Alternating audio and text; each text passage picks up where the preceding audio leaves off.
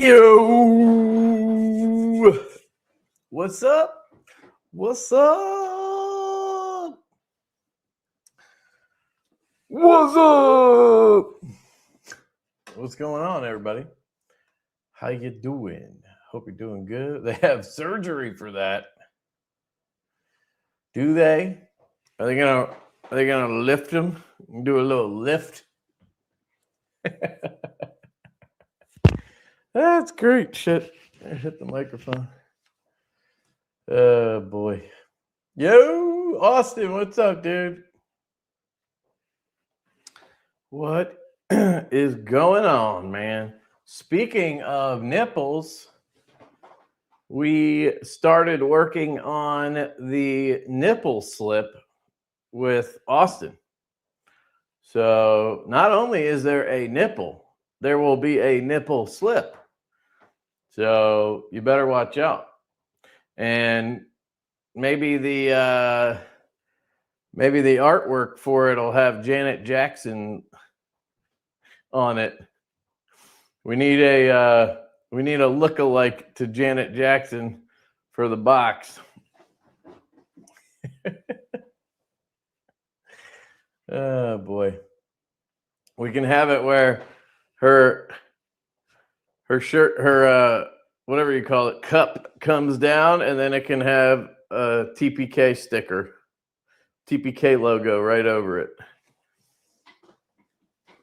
Oops. Pissed I missed the drop. Dude, you missed the drop. Damn, son. Yeah, I don't know if they're available anywhere. We'll take a look. They did say their dealers were getting them. I know Blade HQ sold out.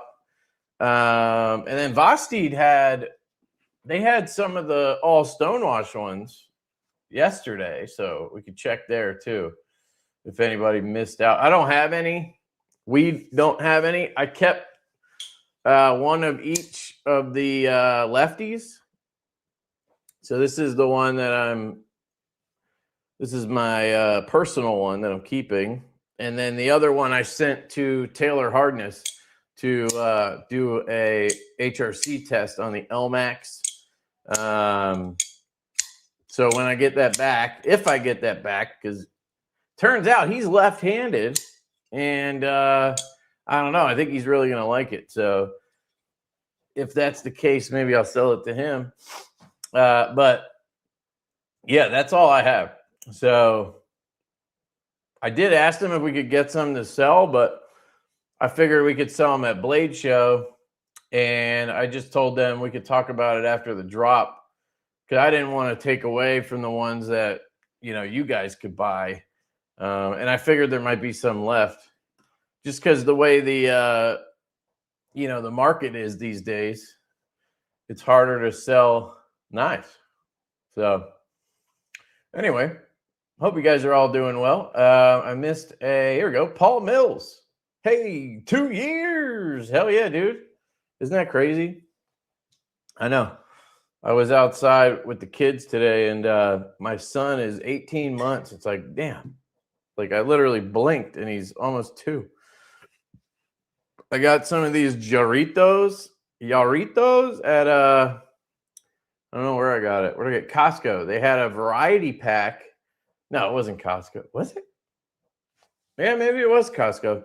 But they had a 12-pack, and every single one is a different flavor. So I thought I'd try it and see which ones I like. This one's Mandarin, so that's obviously going to be a winner. And then I got the passion fruit here. I've tried the watermelon, and don't really love the watermelon. It wasn't terrible, but, I tried grapefruit. It actually wasn't too bad, surprisingly. There was a Coca-Cola one, just Mexican Coke. Obviously, that was good. And then there was one other one I can't recall. I think they use cane sugar. Yeah, they use cane sugar. So that's good. But anyway, thank you to Paul. Shout out to Paul. I got my blue nipple. Hell yeah, dude. That's what I'm talking about. Yeah, need a stiff nip first. So actually, speaking of the stiff nip, I talked to Sergio over at Kunwu and I pitched it to him. So I thought it was about time we did something with Kunwu. I've been talking to Sergio since before Divo, and I always liked Sergio. So the other day, I know he likes the nip because back when the nip came out, he was asking me to get him one, which I did. I held him one forever, and then I forget what happened, but I never ended up shipping it to him. But anyway, so I hit him up the other day, and I was like, "Hey, man, would you guys want to do the stiff nip?" And so we're talking about it.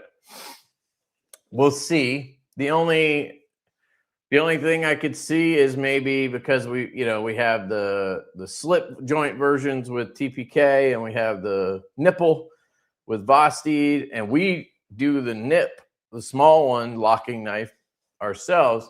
Maybe there's just too many nips out there. They don't think it's worth it. But I say spread the nips everywhere. Spread my nips everywhere and my nipples, So we'll see what happens there. But that would be cool to work with them. And we're about due for a fixed blade, When is the pasty coming out? The pasty. I don't get the joke. Is the pasty like the thing they put over the nipple? Is that the pasty? The pasty nipple? Vosteed still has the blue? They were sold out of the blue yesterday, like early. So maybe somebody. Oh, no. They have pre-orders up. Sorry, dude. They have pre-orders up. So here, I'll show you. I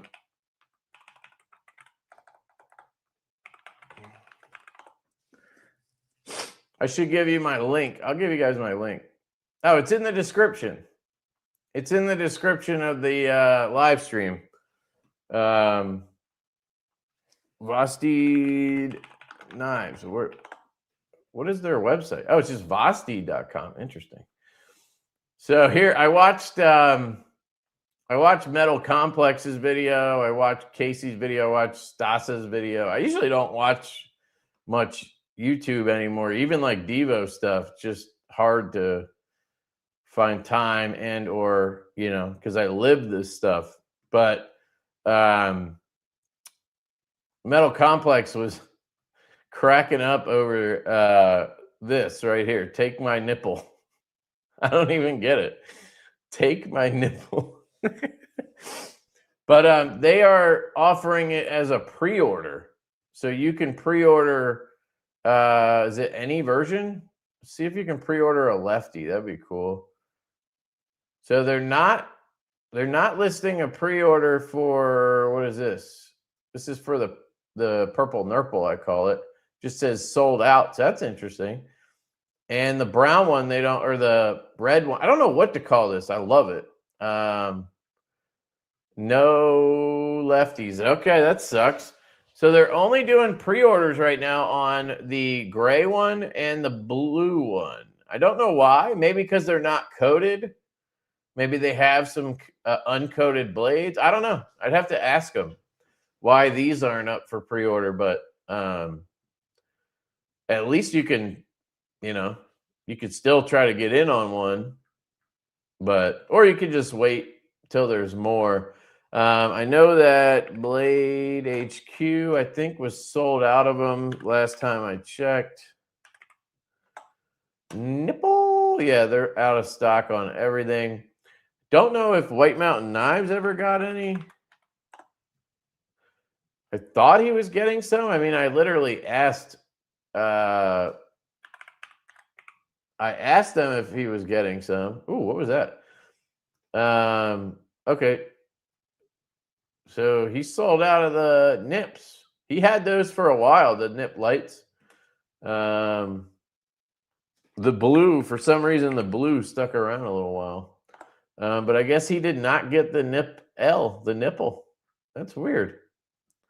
Because I asked him. Maybe he's getting them later, I guess. Who else? Knife Center. Maybe they had some. Yep. And they look like they might be in stock. They have lefties too. Let's see. Currently unavailable. Of course, they have a pre-order. You guys know how Knife Center rolls. They don't have the blue one on pre-order, though. You can pre-order this one. What the fuck? Okay. So maybe you could only pre-order certain ones at certain places? I don't know. But they had some of the lefties, I guess. Oh, you can pre-order a lefty. I don't know how real that is, you know. Knowing Blade HQ, or sorry, not Blade HQ, Knife Center, that could be a pre-order that never goes anywhere, but, you know, so don't get mad at me if that happens. I'm trying to open these bottles, and I don't think I have a bottle opener on here. Not that I need a bottle opener, but I need something. Maybe I can use it. I think I've done this before. I'm going to go with the Mandarin first because I think that would be the best. It's probably a twist off, isn't it? There we go. All right. That's why you don't need a pry bar. Knife Center has, look at that. Next freaking comment. You know what this tastes like? It tastes like an icy pop. Called White Mountain, they said only getting 3 of the purples and blues. They're probably already sold. White Mountain was waiting on it. So it must have been a small batch that they gave to the dealers. I know that Vosteed had, like, I don't know how many they had total, maybe like 150 or 200. It wasn't that many. But then Blade HQ had whatever they had. I don't know how many they send to Blade HQ. So, but I don't think it was a huge number. My guess is they probably make like 200 for the first batch to see if people like it.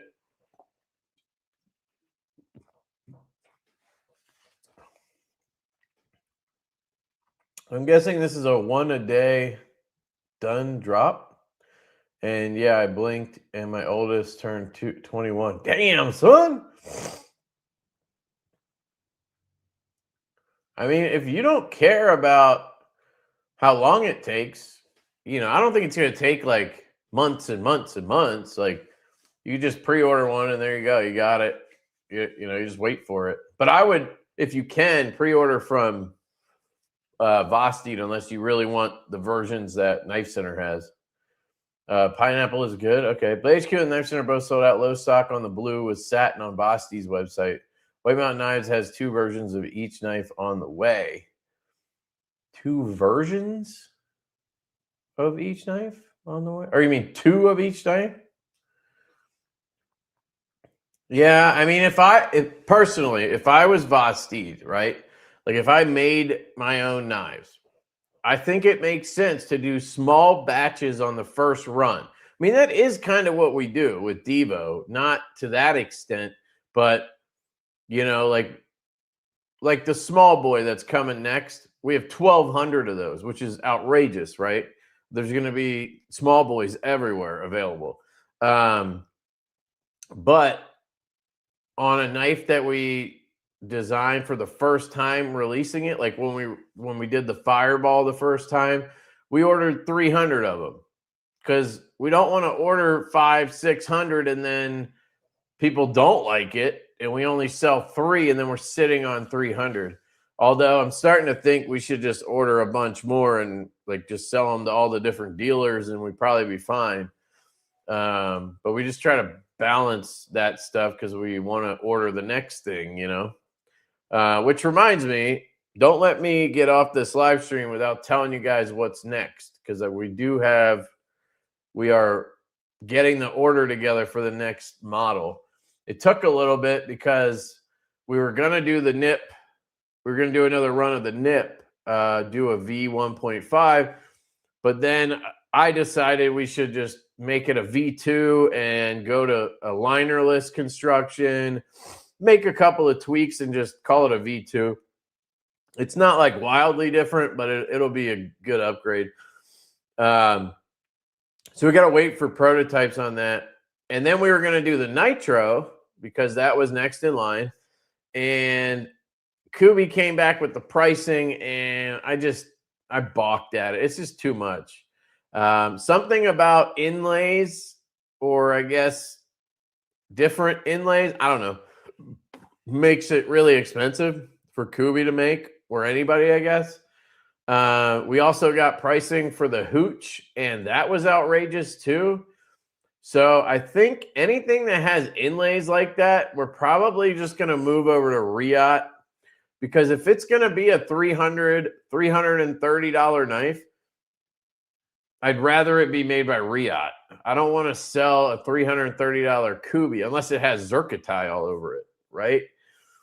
It's just kind of like, to me, I always try to think of it from a consumer standpoint. If I was a customer and you showed me the knives and you're like, okay, I got a Divo knife, right? I got titanium and I got camo carbon inlay and I got S90V or Van X blade, right? Maybe I got DLC and shit, right? But it's $330 and the OEM is Kubi. I'm going to go, oof, like that's just too much. And it being Kubi, I'm just going to expect it to be less. If it's Riot, I'm probably going to be like, okay, that price is like in line with all the other people, right? And the quality is going to be Riot quality. I know that because I know who made it. Then I just think it makes more sense. Plus, we priced it out with Riot, and it actually was less expensive to have Riot make it. So it's like, at that point, it's just stupid to use Kubi. So the Nitro is, we're going to get Riot to prototype it. It's just going to it's delayed because of that. But we always want to do things right. We don't want to just, okay, we're just going to do it because we're, like that's the plan. So we're sticking to it. I wasn't happy with the price. So probably the same thing is going to happen with the hooch, which I wanted that one to go to Riot to begin with. I don't know why we didn't do that, but whatever. When it comes to like inlays that are like completely in the handle, I just think it's better to go with Riot. So yeah, but that brings up the Mash V3. So the next one we're going to order, once the small boys come in, we're going to order the Mash V3s. So we'll get those going. I'm excited to get the Mash out again. It's been, I can't remember the last time we dropped a Mash, at least 2 years, maybe longer. And we've really never opened a Mash up to dealers for exclusives. So we've never really seen like what all the different dealers could come up with. I think we did do a Blade Binge exclusive once on the Mash, but so they're going to do another one. We got TPK. Austin is doing at least one version. It sounded like he wanted to do another one to have a couple options. White Mountain Knives, of course. Urban Cutlery, of course. Urban EDC is in on this one. We talked about a really cool idea, so I'm excited for that. Blade City is in on it with a couple versions. There's a new dealer that we picked up. It's a guy who sells on Whatnot. It's like Sasquatch. Is it Sasquatch Knife? I don't know why I want to say like knife and tool, but that's not right. It's something Sasquatch. I should probably know that. But his name's Ed. Cool dude. And excited to work with him. It's going to be his first exclusive ever. Like he just started this shop. So that'll be cool. And then, we'll do a few versions. I have some ideas. I think what we're going to do is we're going to do more of them at like a quantity of 50. So we can, like, the ones that we do, Divo, we're going to do like 4 versions. and we'll do 50 of each or 6 versions, whatever. Instead of doing 2 purple versions and then doing 100 of each, like we'll break it up. I don't even know if we're gonna do purple, like, because I'm really digging the Damtanium with Blurple, and we have the pop camo now, so it's like, you know, that kind of is the purple, I guess. Anyway, there's your rundown. I'll show you the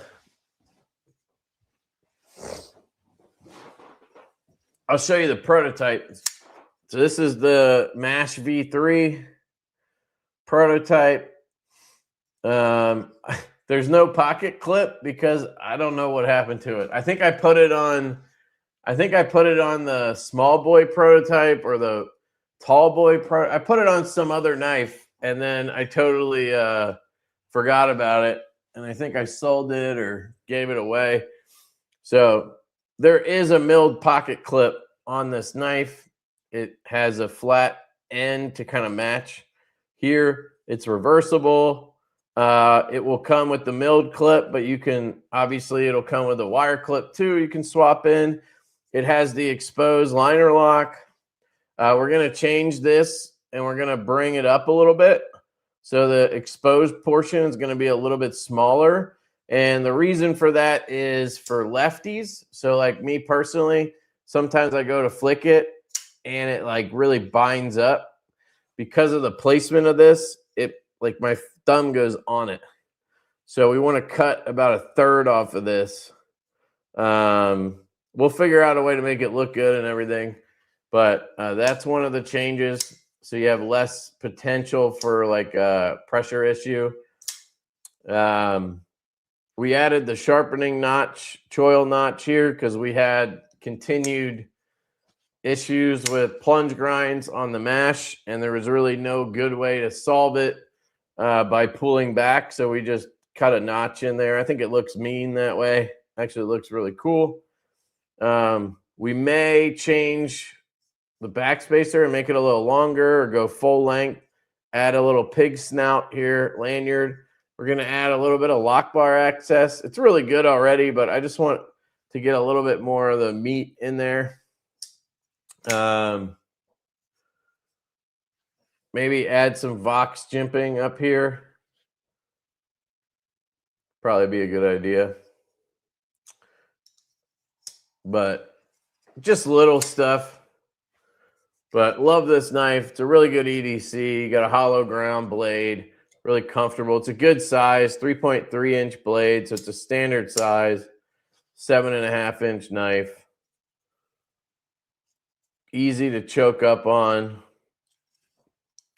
If you guys aren't familiar with the MASH, it's been one of our most popular models, and we just haven't come out with a new one in a while, so we wanted to update it. And these are Kubi, and the price point should be the same as like tall boy, small boy, saloon. It should be in that like 220 to 250 range with S90V. So anyway, there you go. I'm going to stop rambling. I'll read some more comments. I thought the blue looked the best. Only one still in stock. I don't know where you're looking, dude, because I just showed you it. Didn't it say pre-order? Are you in a different country? I mean, it says it looks like you're in Detroit.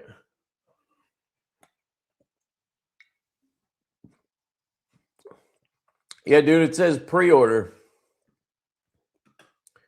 Have you reloaded your page in a while?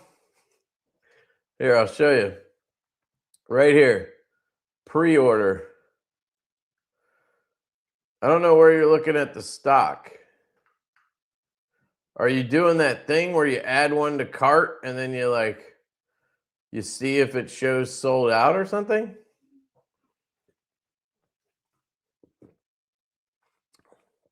I just don't know where you're coming up with that.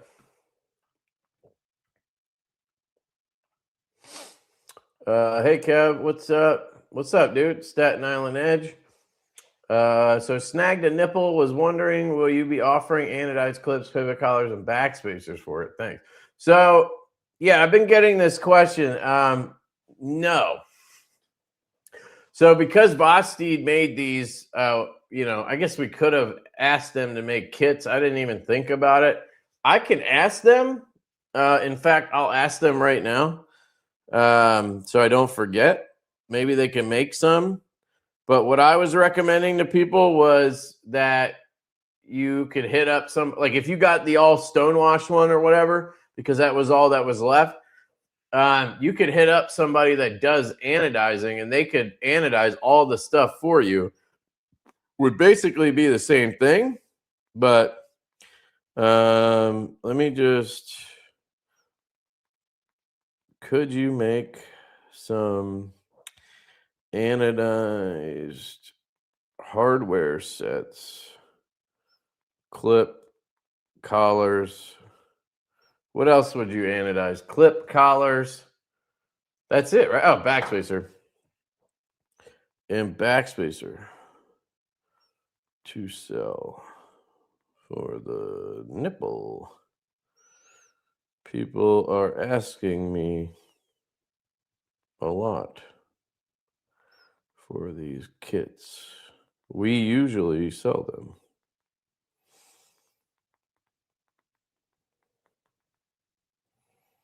All right, I asked them, so if they'll do it, I'm sure they'll come back and ask me, like, what colors, what materials would you want, blah, blah, blah, and then I can really think about it, but I didn't want to forget again.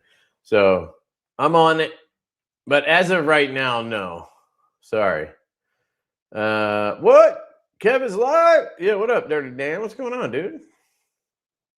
Dirty ass Dan. Vosteeds, they don't. It's pre-order. You guys gotta use these two, and you gotta actually read. It was all technically a pre-order, I think. No, you're wrong. Hold on.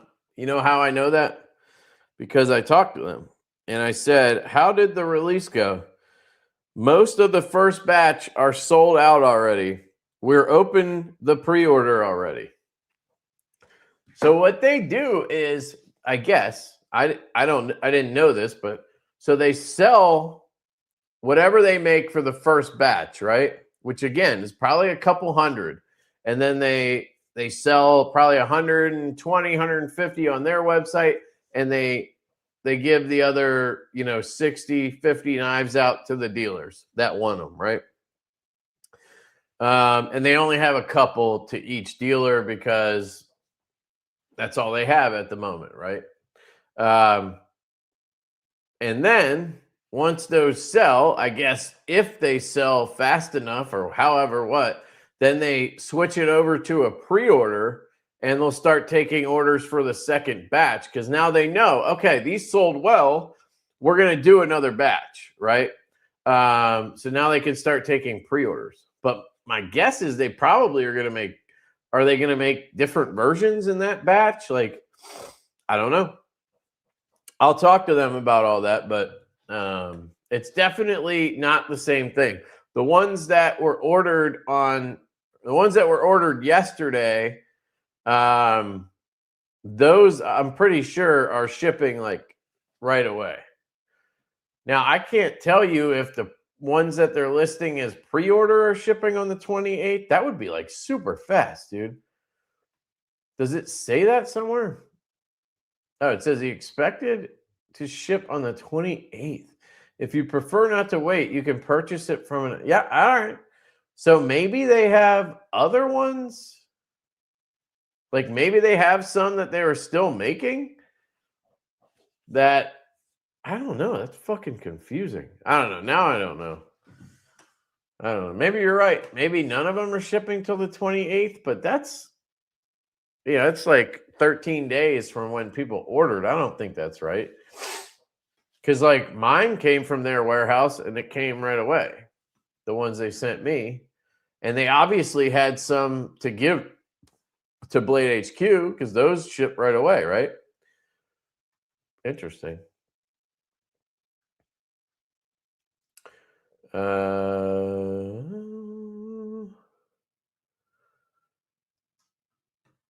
I didn't even see a Blade HQ video on the winner. On the winner? Was it email? I'm not sure what you're saying. I didn't even see a Blade HQ video on the winner. Was it email? You know, these are all old messages. I'm probably, I'm skipping ahead. Sorry, guys. You guys probably already covered all this shit. I ordered my dark reddish purple black stonewash. Vosteed allowed me to order the purple backspacer, pivot collar, and pocket clip. So my nipple will be 1 of 1. Okay. Hey, there you go, guys. You can always hit up Vosteed and try to get them.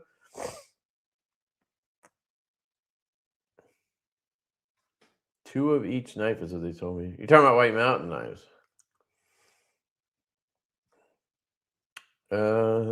I think it's my Flightanium aftermarket skills that aren't fitting properly. Man, I really don't know what you're talking about. PM2. Oh, it has blade plate. Dude, I don't even fuck with Spyderco. It's not worth it, man. Especially not taking them apart and shit. I mean, that's a major pain right there. Keep working with Vosteed, and the next you know, you will have a thin nip. Yeah, I was thinking about that. I really want to see a thin nip. A thin nipple is what I want to see. A snipple. A snipple. A thin nipple. I don't know. Something like that. Riot has hit 2 home runs for Divo already. Yeah, man. They've been really good. They've been really good. But I will say on those, we were able to keep the prices down because we were working with, you know, one dealer directly, and because the models were just not as expensive. The Nitro does cost more from Riot. It's a little less than Kubi's quote, but it's still, you know, more.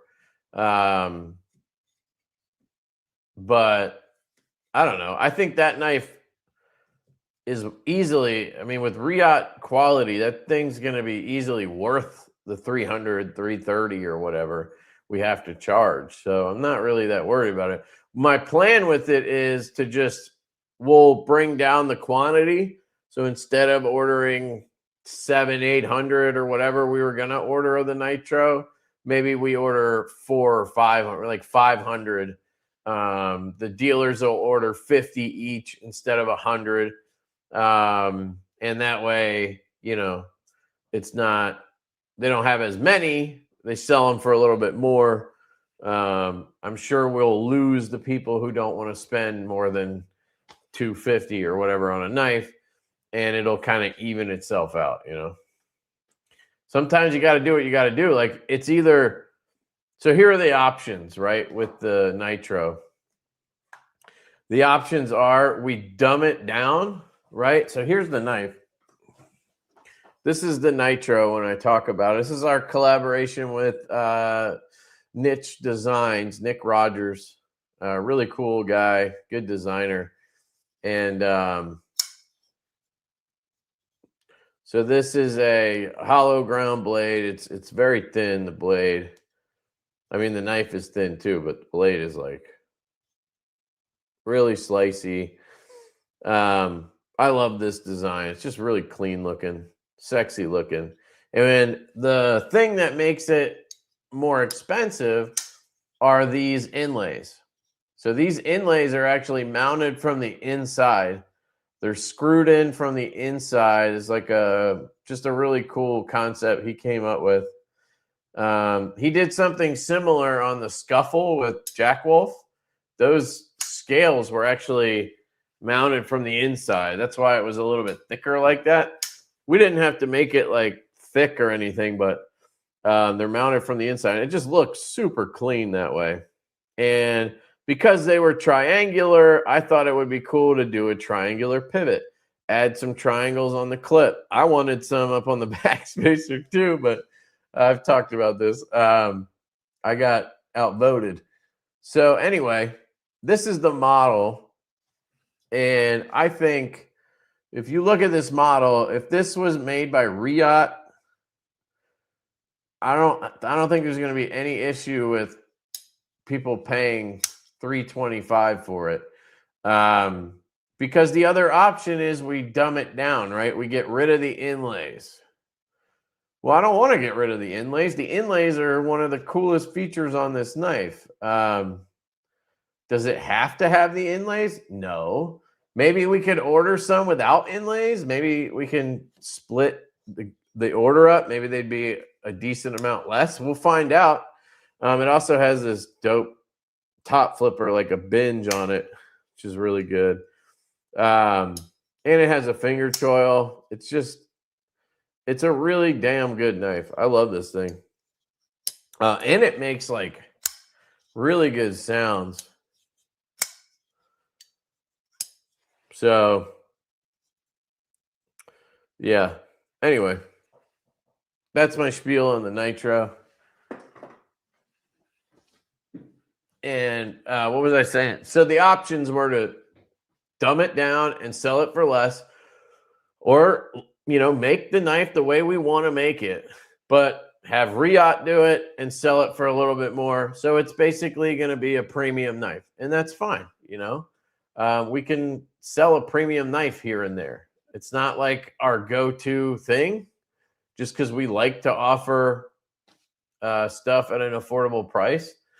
But, you know, and it will be affordable for the price. It's just, you know, the cost is way higher, so we got to charge more. It's just how it goes.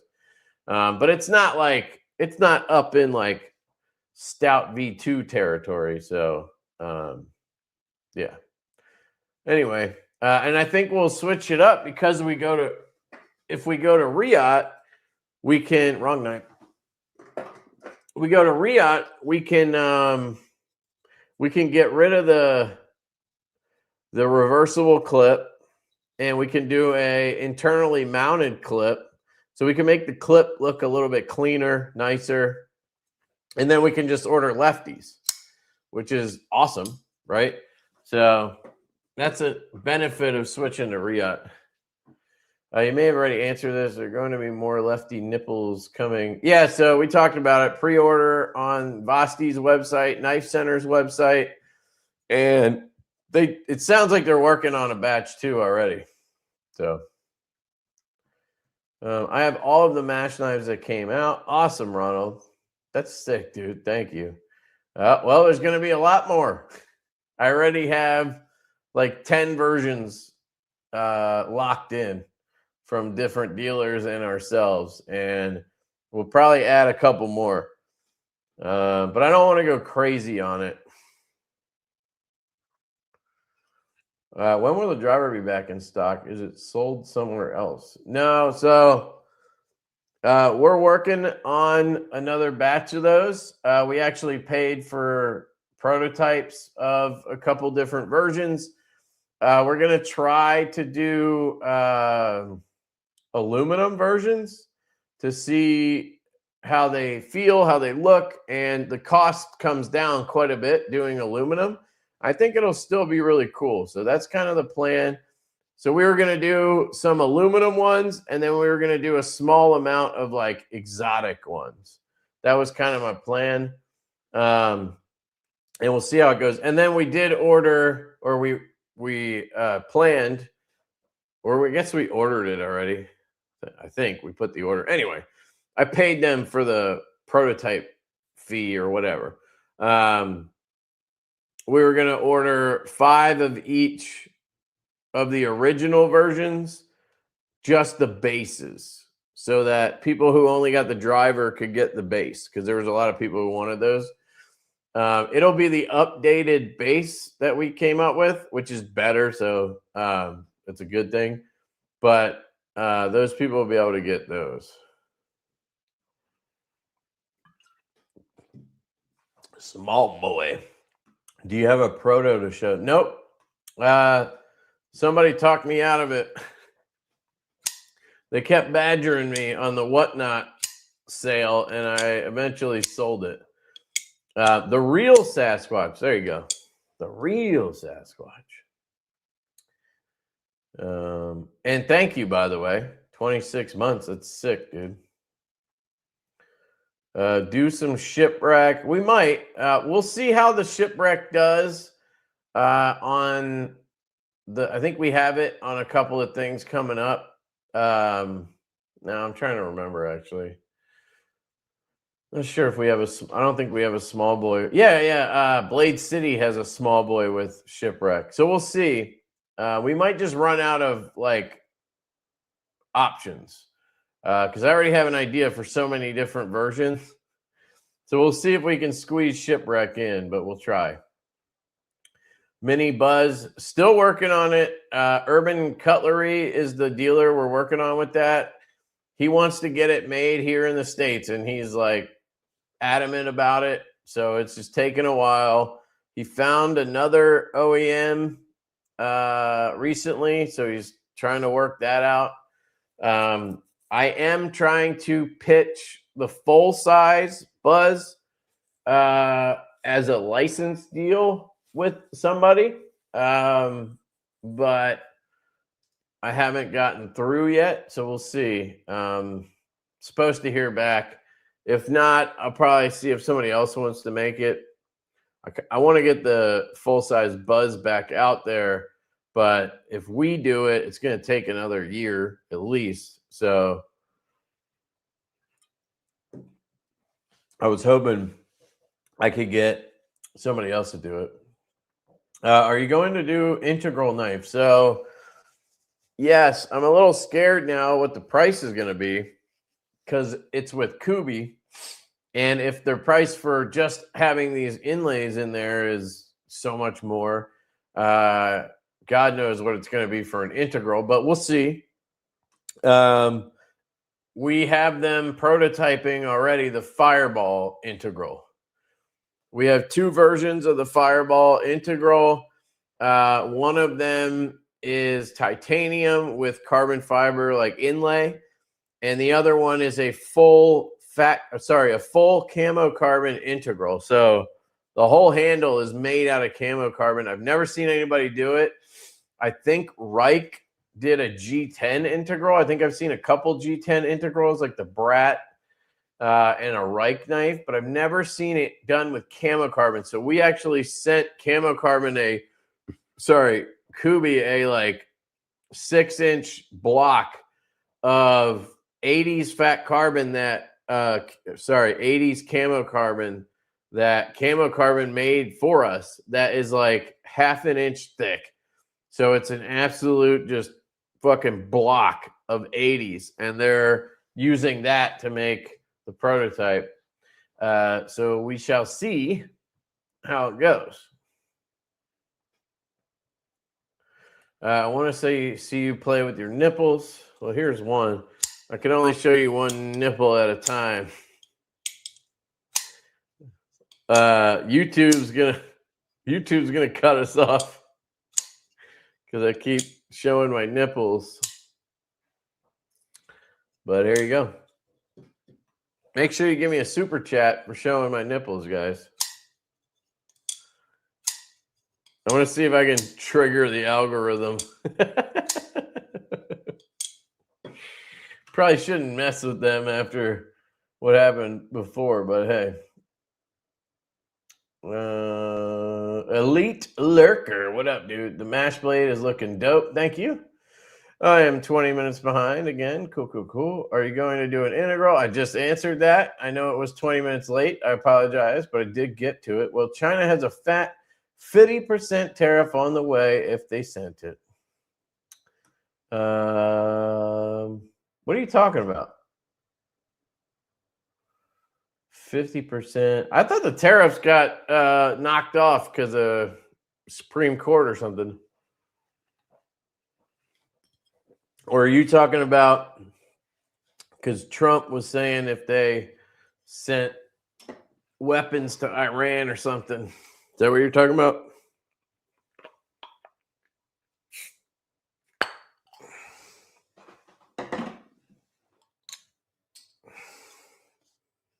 Passion fruit. Ooh, smells kind of gross.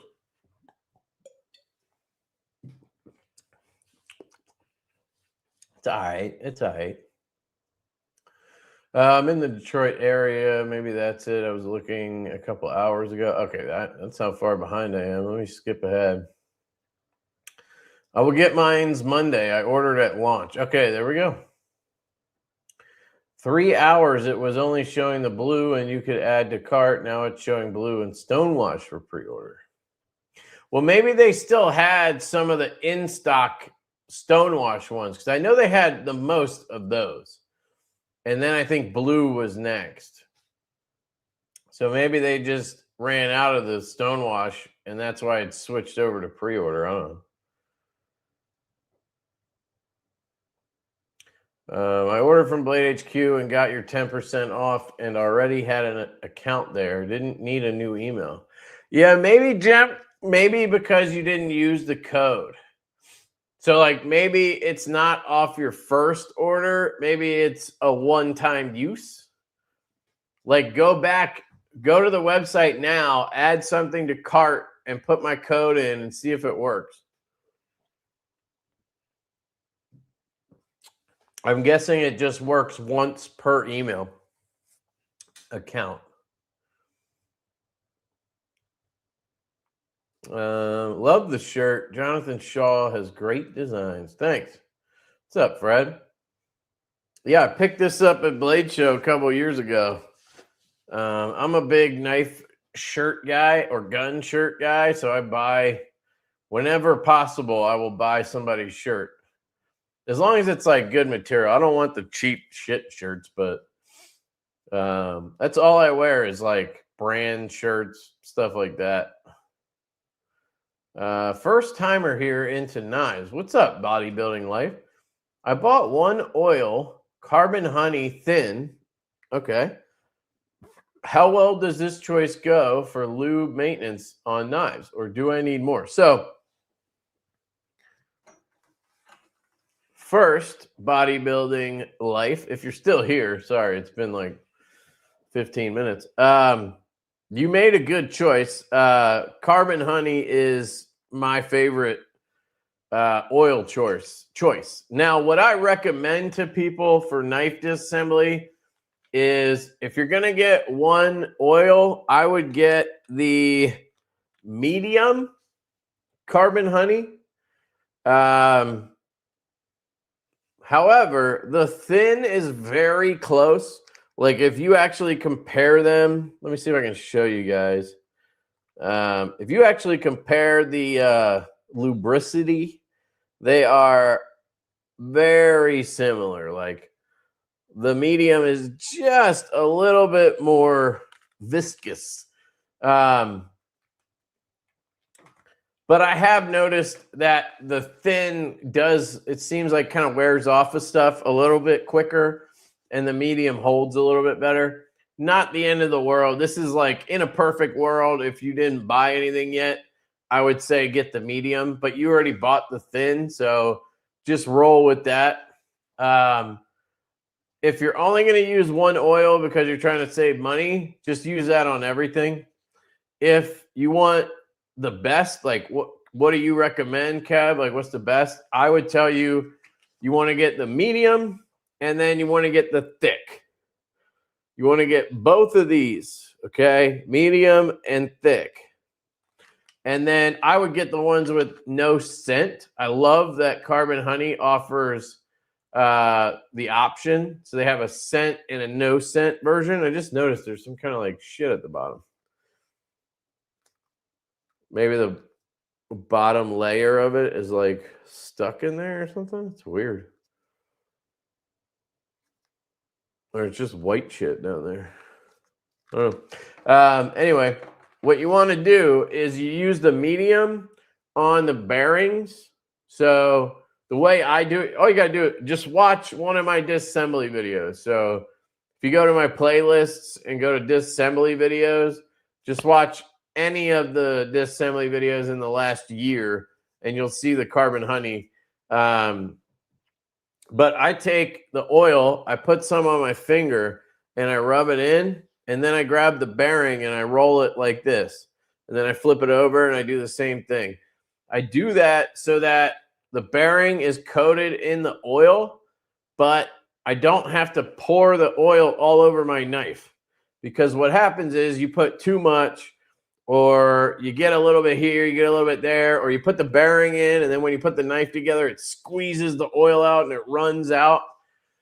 It's better to just coat the bearing and put it on. Then you don't get any of that shit. So you do that, and then you take the heavy, and you just take a really small amount. Like, this bottle should last you years. Like, you probably will never run out of this. I've had this for about a year, and like, you can barely tell that anything is out of it. All right. There's like a little bit used, and I use it all the time. I recommend you get these Q-tip thingies. They're called, if you go on Amazon, they're like microfiber applicators, or maybe makeup applicator, something like that. I have it all linked in the description of those disassembly videos.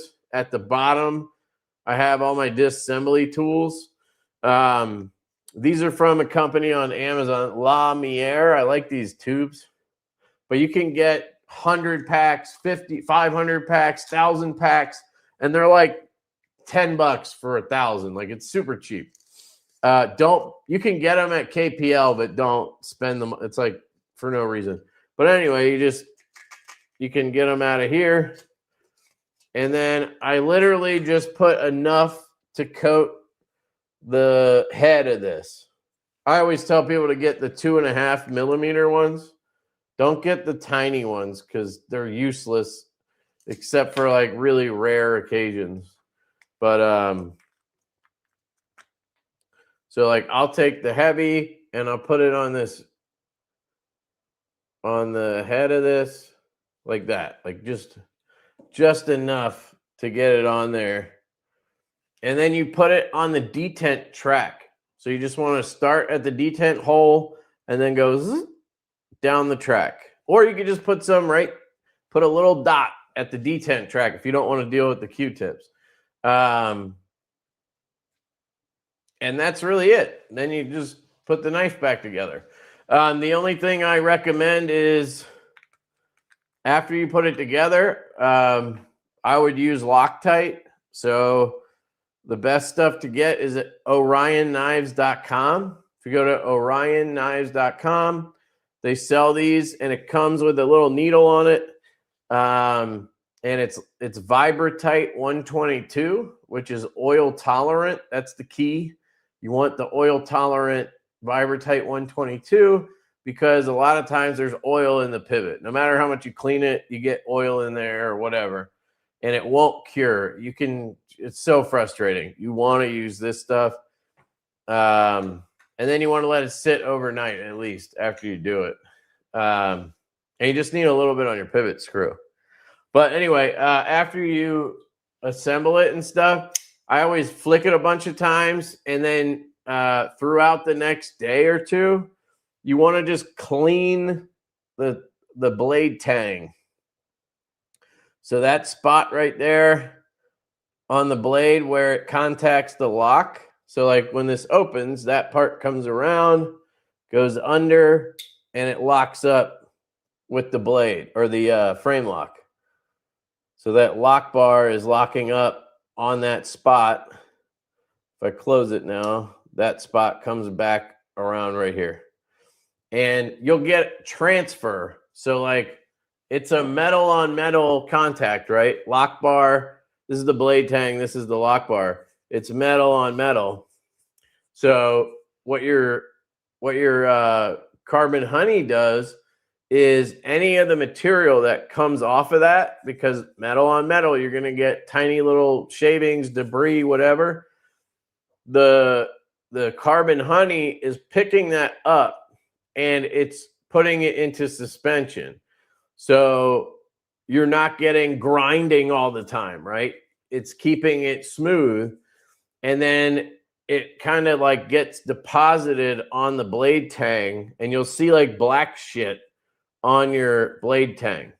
And then I use these, or you can just take your shirt and just tuck it into that slot and swipe it. And yeah, like the next day or so after you put that heavy oil on there or light oil, doesn't matter. It'll just happen faster if you use light oil.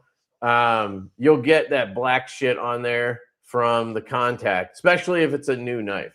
And you just want to keep that clean, because if that black lubricant mixed with shit gets onto the actual lock bar, you'll start getting lock stick. And then you gotta either take the knife apart and clean the whole thing again, or you use alcohol onto one of these or something else, and then you gotta wipe the lock bar or put it on the blade tang, open it, let it sit, close it, put more on there, open it. It can just be a pain. Anyway, those are my thoughts on your question. Sorry, overkill. Riot killed it with the Knoll Voodoo. I would like to see a Divo Riot. Well, there's two Divo Riots, Larry. We have the Lush V2. This is a Riot OEM. And then the Pony Stout V2 is also a Riot OEM.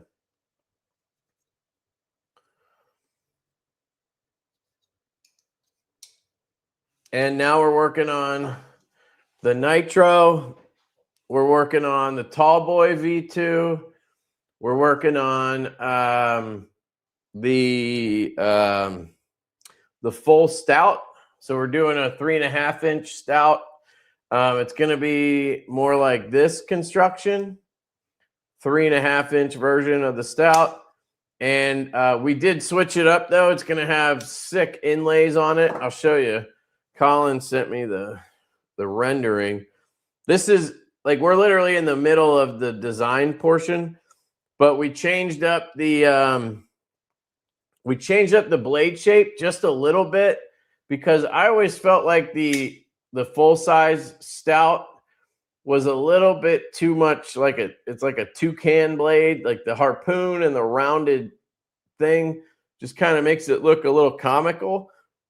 So when we did this, we wanted to make it a little more aggressive, and that's why I think the Pony V2 looks better than the full size. The current full size, the V2 Stout, is actually 3.3 inches. This is going to be 3.5, which is what the Stout originally was supposed to be. But anyway, here's the rendering of the full Stout. So this is going to go to Riot. We got this triple inlay setup, and then we'll have like really chamfered edges, contouring, obviously. And then the lock side has a full inlay, and the lock bar will come along the front here like it does on the Pony. So here's the lock side on the Pony, where you can just see the lock bar here. So it'll be kind of like that, where you just have the lock bar here. And then you have the relief cut under the inlay here. So I think it'll be really nice. And you can see we changed the blade shape a little bit. Colin got rid of the harpoon a little bit, just softened it up a little. And then you have a more aggressive angle down to the tip. I think it just makes it a little more appealing to everybody. So that's what we're working on for the full Stout. And that's going to be a White Mountain Knives exclusive. He wanted to do a like a smaller order, but do more premium, if that makes sense. So like Zircuti, maybe Damasteel, Crystal Tie, like shit like that. But instead of ordering, 400 like we normally do with the dealer exclusives, where it's like one dealer has the knife, right? We might do like a couple hundred of those or something. That's the idea. And obviously, if it does really well, then we can order more we can do more standard versions or whatever. Well, I'm still 20 minutes behind. Growler XL. Are you asking if we're going to do more of them? We did order prototypes. Man, so much shit going on. So we ordered prototypes for a Growler XL V2. So we're updating the Growler XL to be like the Growler V3, which hasn't come out yet, actually. That one's coming out really soon. It has a front flipper on it, top flipper. So the XL and the Mini are getting a V2 that has the flipper tab on it. So that's in the works. And then we actually are prototyping a Mega Growler, which is 11 inches. It's a 5-inch blade, which is crazy. But those are also in the works. We have like probably 8 prototypes that we're waiting on from Kubi alone. Divo website updating wouldn't be that hard if you want someone to do it. What updating does it need? Like, what do you mean? We need shit to sell on there. The Buzz is only Divo that I don't own. Oh. Yeah, we need to get back to it. We need a hangover. We're working on it. I showed you did I show you the sketch last week?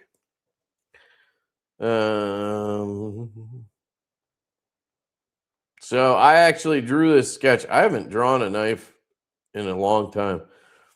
The past few years, I've literally just been like, yo, we should do a knife like this, and this that has this and that.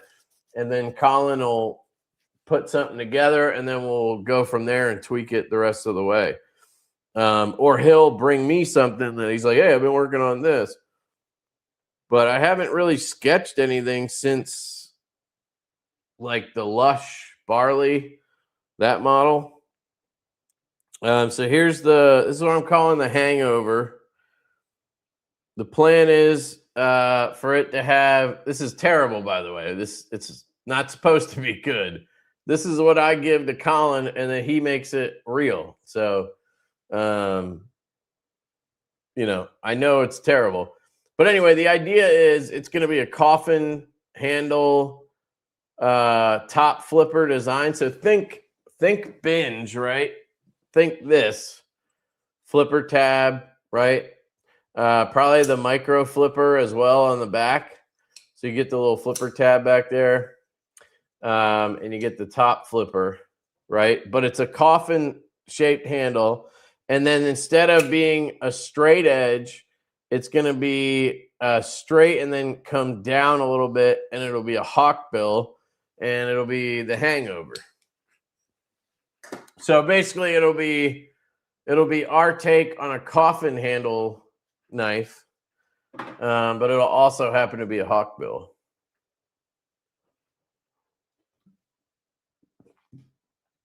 Tall Boy is the only Divo I've owned, but do have a nipple on the way. Hell yeah, Jim. Thank you very much, sir. Appreciate the support. Reich did the 2. Yeah, that's what I was saying. But I haven't seen a camo carbon or a carbon one. Tall Boy is the best one anyway, Jim. Yeah, a lot of people like the Tall Boy. I agree. It doesn't hold up over time. It sucks. What?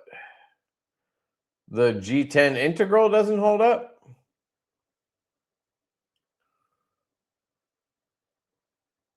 What up, Kev? Glad you're feeling better. Yeah, thanks, man. Appreciate that. Thank you. Never slowed Shane. Man, I don't know what we were talking about, but goddamn, this is 20 minutes ago already. I swear I was catching up there. I'm going to scroll a little bit faster. I always say that, and then I get stuck and ramble about something. Did you happen to know how many nipples there were? I tried to answer that. I don't know. I think it was like 200.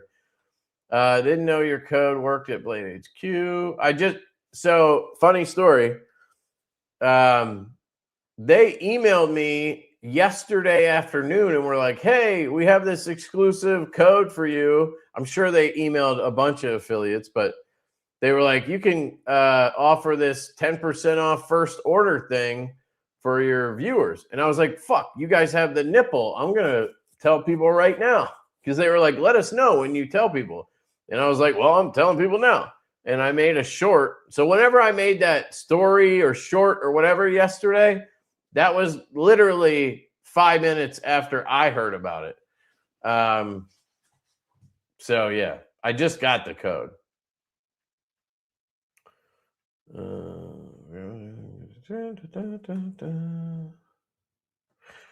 You must be a first-time buyer to use this promo. Yeah, there you go. It's got to be tied to the email. There's probably no way to, like, you know, have it track if you've ordered before. It just knows if you use the code before, you know. Does it taste like real honey? I like to taste my lube. Nope, it doesn't. Use your code on Giant Mouse Atelier Brass down from $2.95 to $2.50. Hell yeah, dude. Yeah, guys, I have a discount at Giant Mouse. Is it 10% off or 8? Or is it 15? I forget. It's something nice. I need to go through my links. If you guys scan this QR code, it'll take you to my beacons.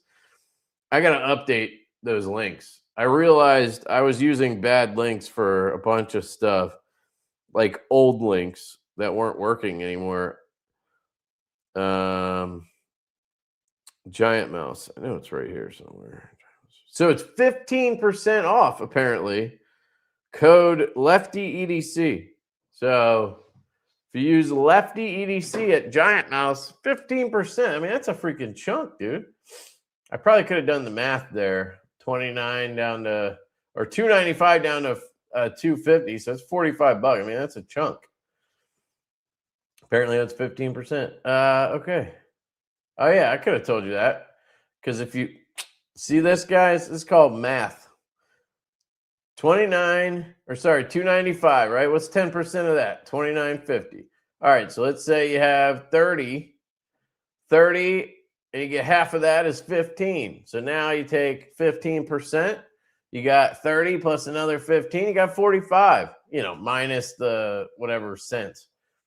$45 right there. Boom.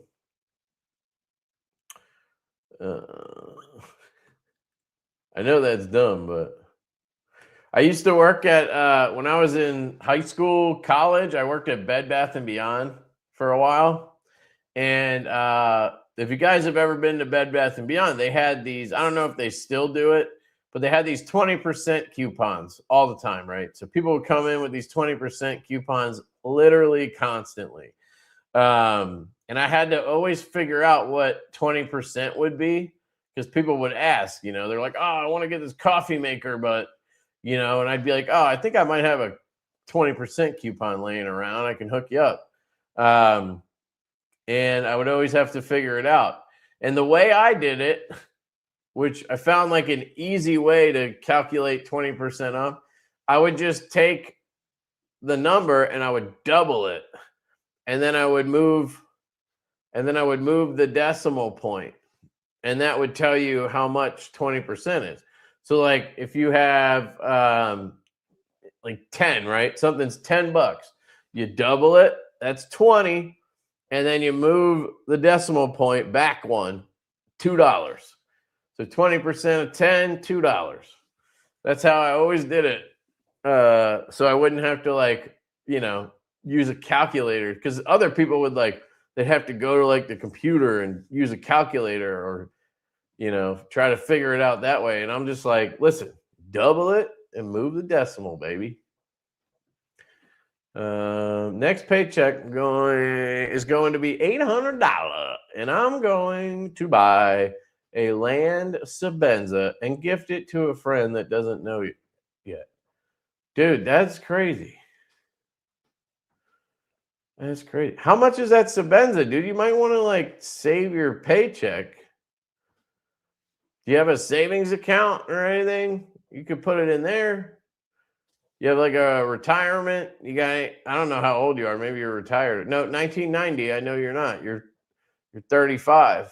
You should put that in your savings, dude. Get your friend a bug out. Get your friend a nipple and then put the rest in your savings. Might get one for myself. All right. Who am I to tell you what to do with your money? You can enjoy it, dude. Just saying. I'm going to transfer myself to my bed. Night, guys.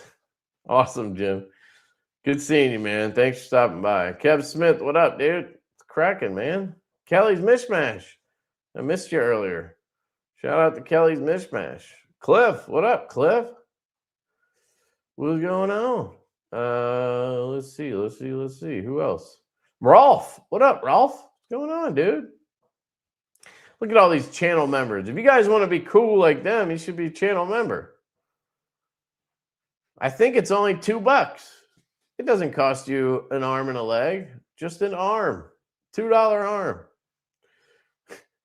I needed a pry bar and a hammer to get my custom scales on my piano. Dude, I'm telling you, forget about Spyderco's, man. And yeah, you need like a custom tool for the it's usually the lanyard barrel thing that causes you trouble.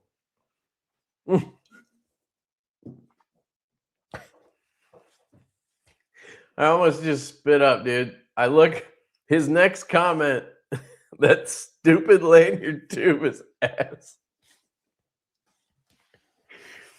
Yeah, called it. Yeah, those lanyard tubes are notorious, man.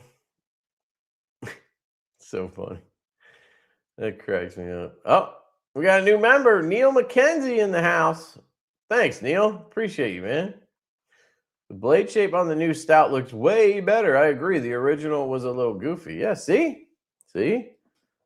I got you, Fulton. I know. I try to be realistic, you know? And we listen to every point of feedback, even the shitty ones, you know? We don't take it all into account, but I listen to all of it. Full titanium with some badass milling patterns is what I'd love to see. Yeah, but the problem is, to me, full titanium just can be boring. And if you have, let's say you have a bunch of dealers, right? And they all want in on it. And all you can do is titanium. It's like, you know? Maybe we could do a couple full titanium versions. We could look into that. But then you have the frame lock, which I hate. I hate it for even left-handed or right-handed, whatever. And a full frame lock, I don't care if it's the right hand. It still sucks because you grab the damn lock bar. You know, anytime you try to use the thumb opening, you're going to have issues. It's just the way it is. So, I don't know. Enjoying my first tall boy. Picked up a Brittany camo dark mode. Sick, dude. That's dope. Those are actually hard to find. Because those were from the first run, I think. I'm so in for the Mega Growler. Hell yeah, dude. Thank you. What's the overall length of the tall boy? 8 inches. I know you said the Mega is 11. Yeah, the tall boy is 8. The big boy is 9. And then the Mega is 11. The small boy is 7. So we're going to have a 7-inch version of that design, an 8-inch, a 9-inch, and an 11-inch.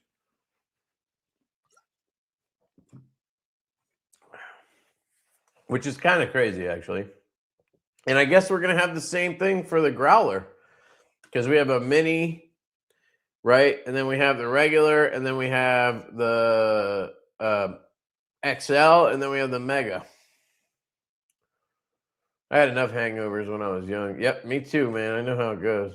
Mega Growler would be badass. Yep, they're coming, man. They should be at Blade Show. That's the plan. Everything is out of stock on your website. I wanted to purchase some of your knives on your website. Yeah, no, that is the problem we have with our website. We never have anything.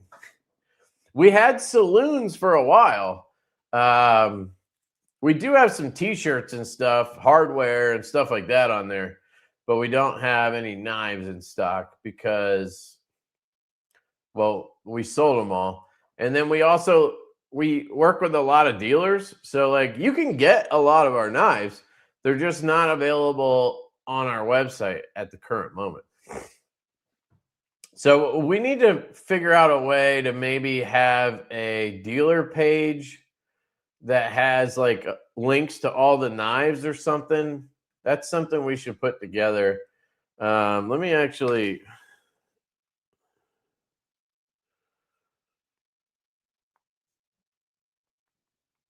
Idea. Dealer page on website. Links to available knives. Or something.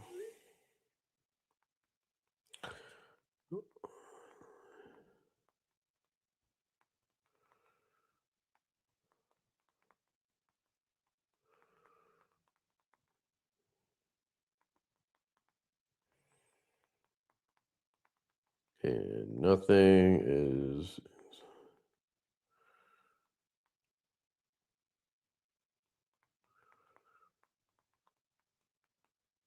So I don't.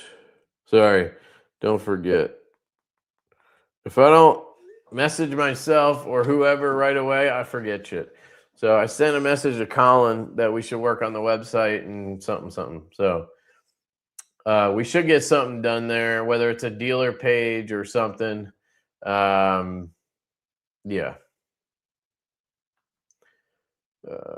But if you're looking for a specific knife or a knife, I can tell you where to get them.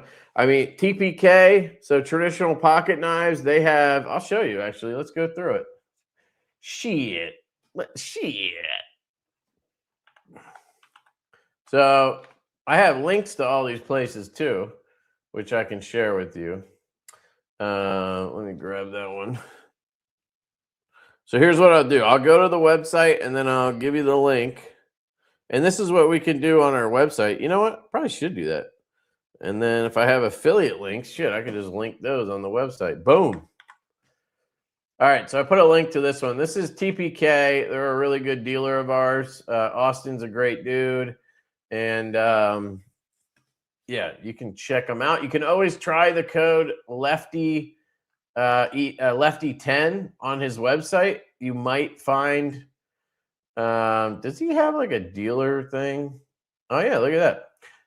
You might find the discount works on some of the stuff. So right now, TPK he still has saloons in the green and pink because some of them the 80s didn't have all the colors.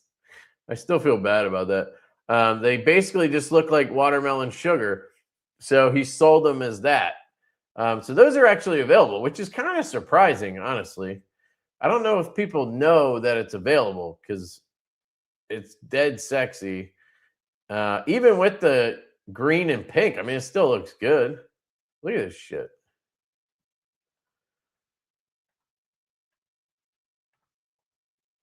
Anyway, that's a sexy ass knife. And I wonder, is this going to give me, hopefully it doesn't put my like address or anything. I don't think I'm logged into anything, but you never know. Is this the cart? Is this the cart? So let's see if Lefty10 works on this. Yeah. So you can save 10% on the saloon. So it would be $206.10 for the saloon from TPK. All right. So you have that model. You have the Lush V2 still in stock. I didn't even realize these were still in stock.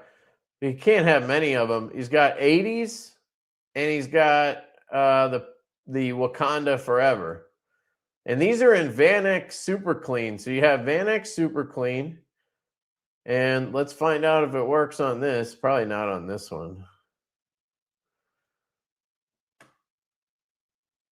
Oh, shit. It works. So $27.50 off of that one. So you're talking about $250. I mean, $250. And these are made by Riot. So you have a Riot-made Divo and one of the best models we have. I mean, this is one of my favorite knives of all time. So 250, 247.50 on that one. Dude, we should shop at fucking TPK more often. Let's see what else. We got the Stout V2. So this is the V2 version. He's got lefties and he still has these righties.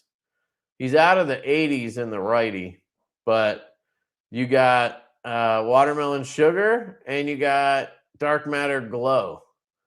And the code works on those. I know that. And he has the lefties. And everything else is sold out. Oh, he actually sold out of the chasers. Good. I think he had those for a while because it was a little bit different. He did a U.S. Marine Corps red Cerakote because he was a Marine, or is a Marine, I should say. We've done a whole bunch of shit with Austin, as you can see. So anyway, that's what's left in stock at TPK, and Lefty 10 will work on all of it. White Mountain Knives. He should have the ponies. So let's see. Is there a way to search by in stock or something? Seriously? All right, I'll just do newest, I guess. Oh, yeah, in stock. There we go. All right, so we have the Pony Stout. That's this knife. Right, Chaw. Don't I have a cool setup where... No, not that. Where are my other... This one. There we go. But I just need to switch it. How about no, Scott? That's not what I want. What the heck?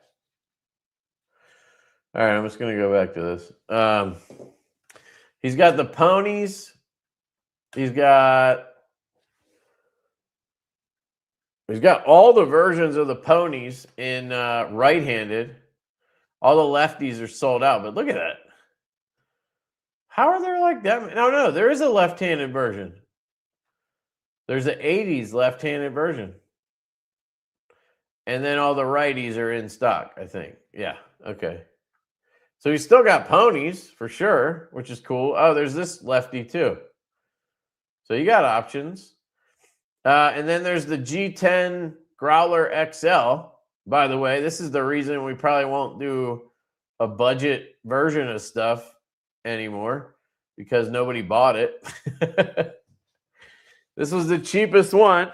If you use the code, it knocks it down to $125. If you use Lefty 10 or 126 or whatever, for a 9¼ inch G10 and 154 cm knife, you know, I don't know how low you could go on the price with that size of it's massive. And then it looks like he still has some of his saloon, which is all stonewash with blue collars, backspacer, and then electric blue inlay and a bead blast clip. Sick knife, by the way. $229, and you can use Lefty 10. Boom. You're at 206 or whatever. So that's White Mountain. I didn't give you that link, but I'm sure you guys have all been to White Mountain Knives. Blade Binge. I have a code for them too, and a link.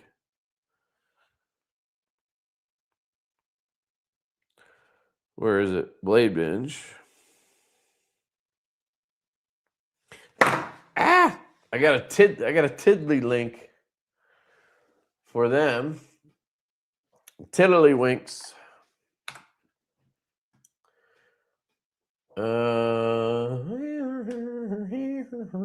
right, I got to make sure I'm on the actual website and not Marketplace. I want the other one, right?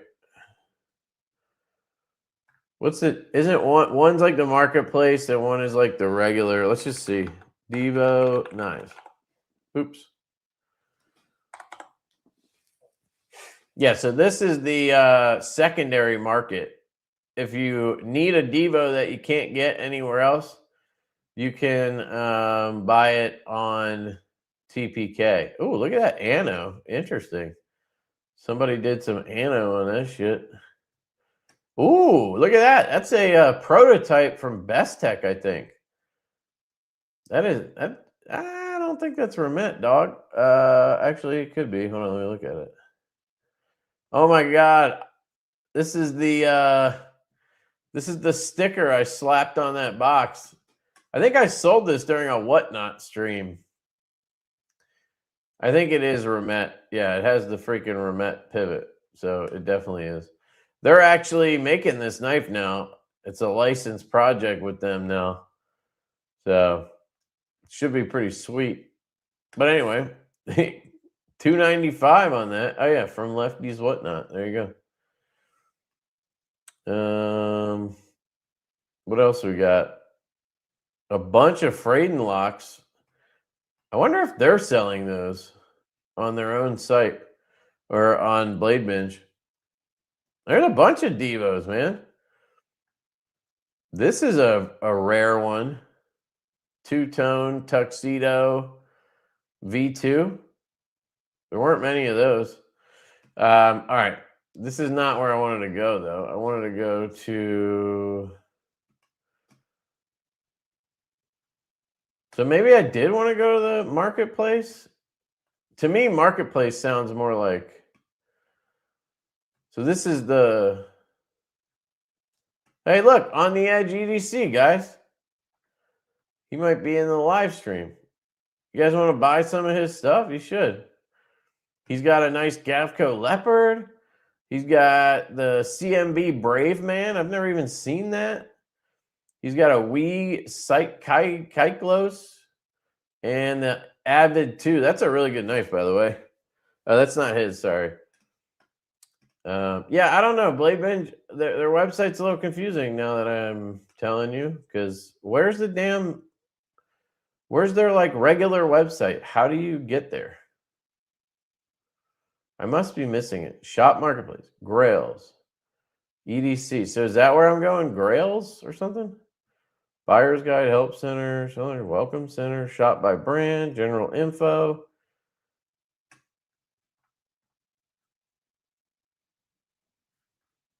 So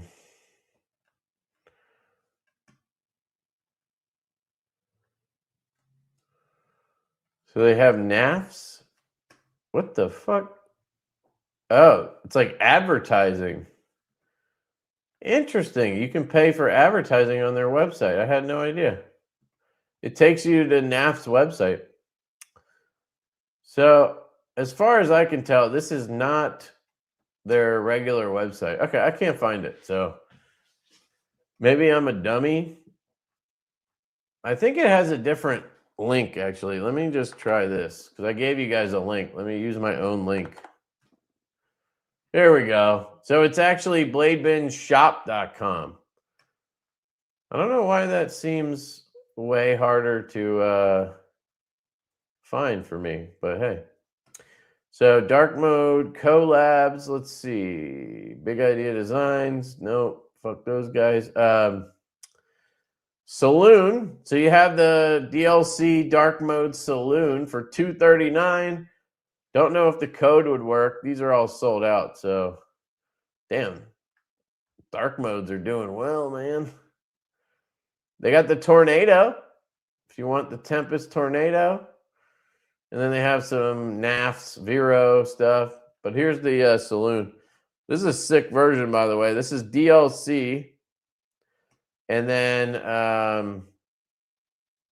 what is the handle? Is that DLC too? Tie camo carbon handle. I can't remember if it's PVD or DLC on the actual handle. It looks like DLC to me. It looks like it's all DLC, but I cannot confirm right now. I'd have to look up the order. And then Urban Cutlery. Let me see. I should have them in here too. Copy. Nope. Not what I was trying to do.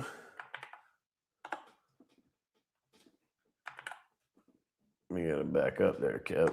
There we go. All right, so here is Urban Cutlery. My boy Jesse.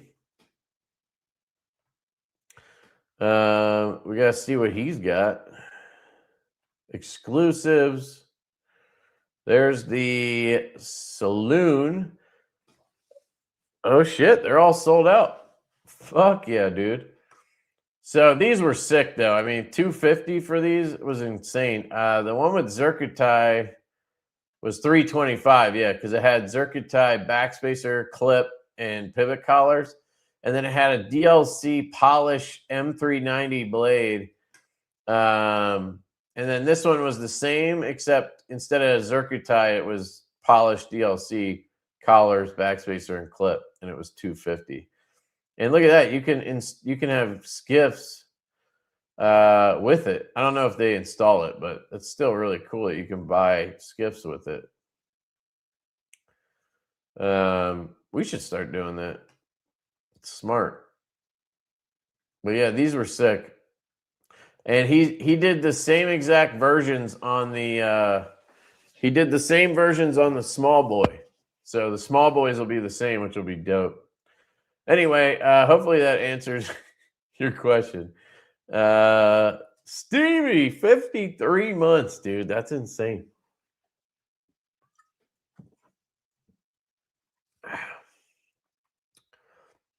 I think Stevie just wants to play with my nipple. There's Neil. Wow, I'm that far behind again, as usual. Hey, Kev, I really want to do, but I need to be bringing in some Modala, yeah. Well, you should borrow some from the guy who's buying the Sabenza for a friend, just because. Not an arm and a leg, just a pinky. Well, maybe for you. Do you think you guys are doing OTF? Just curious. I'm not an OTF guy.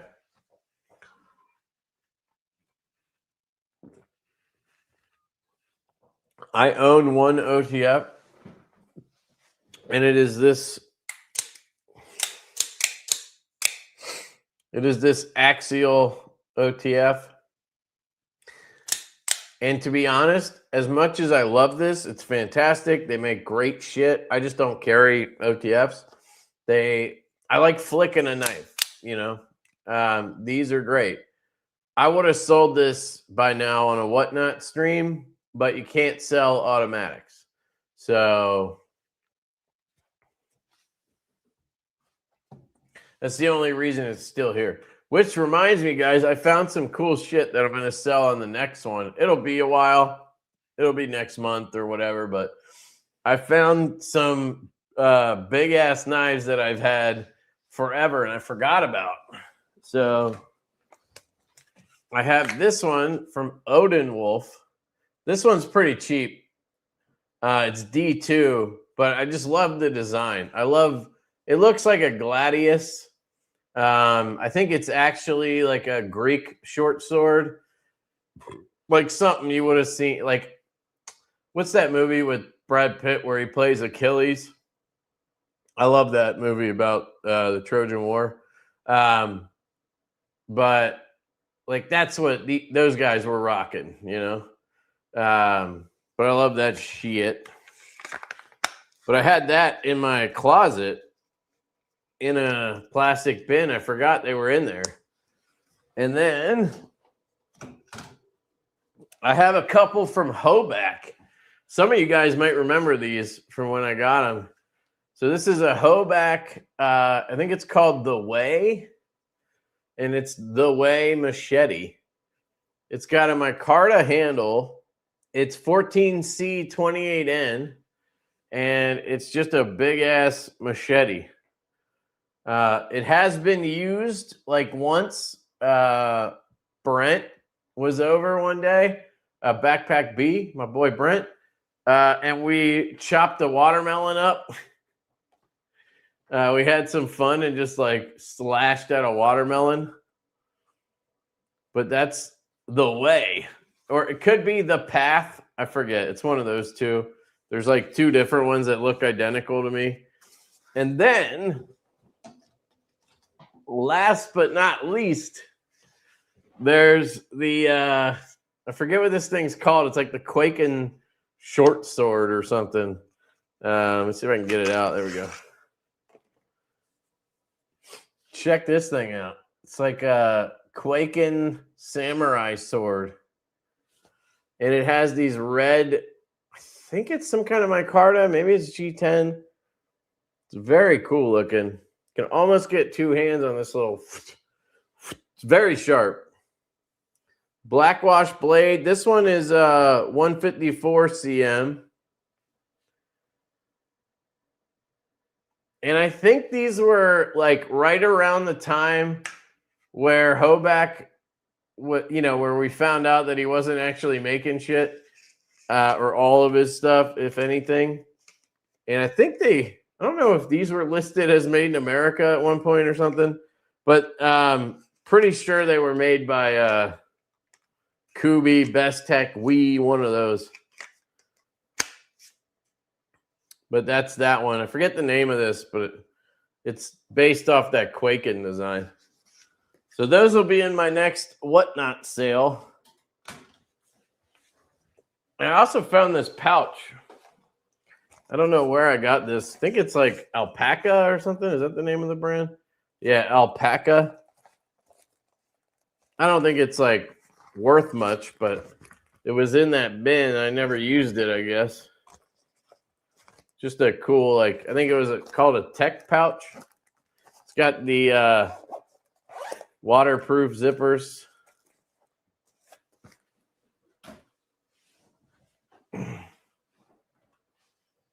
Anyway, no OTF probably. We are working on a fixed blade though. What is your favorite lock on a knife? I would say just a bolster lock, probably. Like anything that I can easily flick that has a detent, So I really like a bolster lock. I like a liner lock, but it has to be like this. Like this is an exposed liner lock, we call it. It's an inset tab lock as well. But, man, I got to tell you, the top liner lock on this thing, man, when they nail it, like on the, the nipple is, if I dare say so myself, it's designed perfectly for the top liner lock. We moved the button up, like we changed some shit. We made sure that we had a normal looking finger choil, because a lot of times on the top liner locks, because of where they put the button, it like forces them to have these huge, ridiculous, ugly looking choils. But yeah, this is just, so I don't know. It might be the compression lock with button. That's my favorite. I do really like I love the liner lock with button too. Like on this Griffin. Because you get a detent, But so it like feels like a normal knife, but you have a button. It's like a win-win. And having it be left-handed is a game changer. Like legitimately game changer, because normally I don't like, as much as I like the concept of these, top liner lock with button, etc. When they're right-handed, it's difficult as a lefty, because like pretend, so this is left-handed, I'm using my right hand. Your finger's always near the button. It's always causing an issue. Like I'm just barely touching it and it loosens the detent a little bit. It's just a pain. Yo, what up, dude? Knife Standards. Guys, check out his website too. He's got a lot of cool stuff on there as well. And he's always doing drops of the station. Super cool versions. I can't wait to get my nipple in my hand. Wait, what? You want? Oh, your nipple. I thought you said my nipple. You want to touch my nipples? Gross, dude. My 25-year-long hangover ended 19 years ago. That's funny, yeah. I'm new to your channel. I will not be late in the future. I like the style of blades you've created. Oh, thank you, sir. I appreciate that. That's very kind of you. I know it was 20 minutes ago, but thank you so much. Oh, there he is. Look. He says he has a few stouts and lushes still. There we go. Hey, we could have just asked him. I didn't even see these because I'm a jackass. Oh, man. Austin's awesome, guys. Check out TPK. He's got a lot of good stuff, too. The variety of knives on Traditional Pocket Knives website are just chef's kiss. I mean, you're talking about traditional pocket knives. I mean, down to the $50 shit from, like Rose Crafts and stuff like that, right? And then all the way up to the premium, like Riot made stuff. Just killer selection at TPK.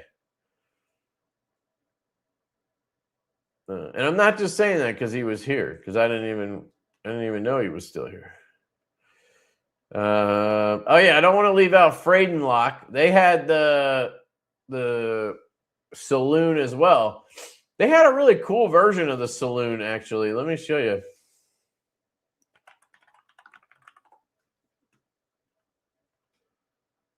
So if I go here, oh,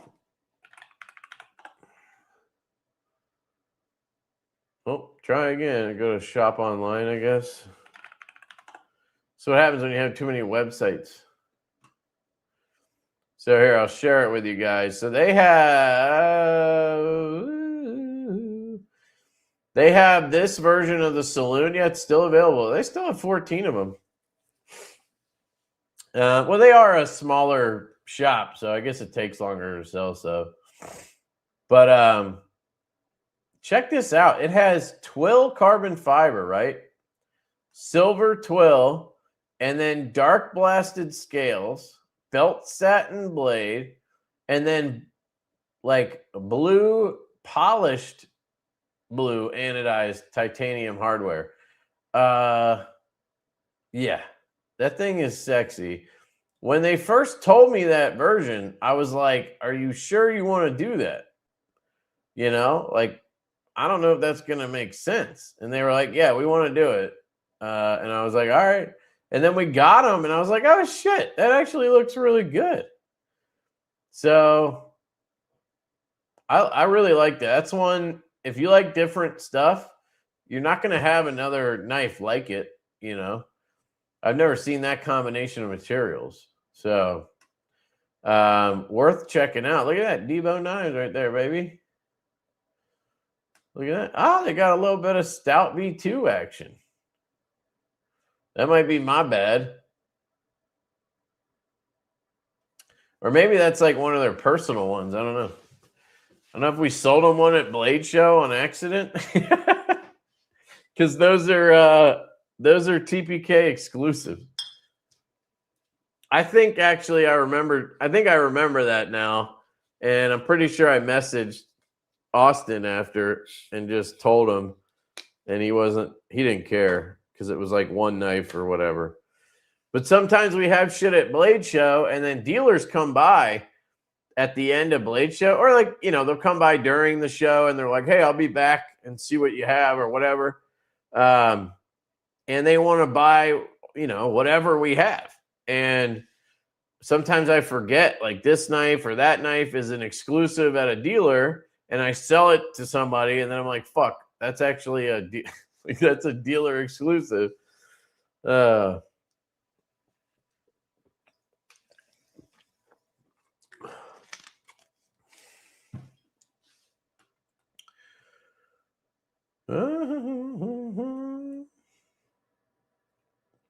I got my Vosteed tie slim porcupine. Luckily, it didn't have any Loctite on the pivot. I told myself to not even attempt it, but couldn't resist. Yeah, I think I literally just got a bad one because a few people have said theirs just literally came loose. And when I did the video on the nipples, the gray one it was like loose, and this one didn't take much effort to loosen. Man, that feels good. Ah, it's got that like metallic clink too. It's so nice.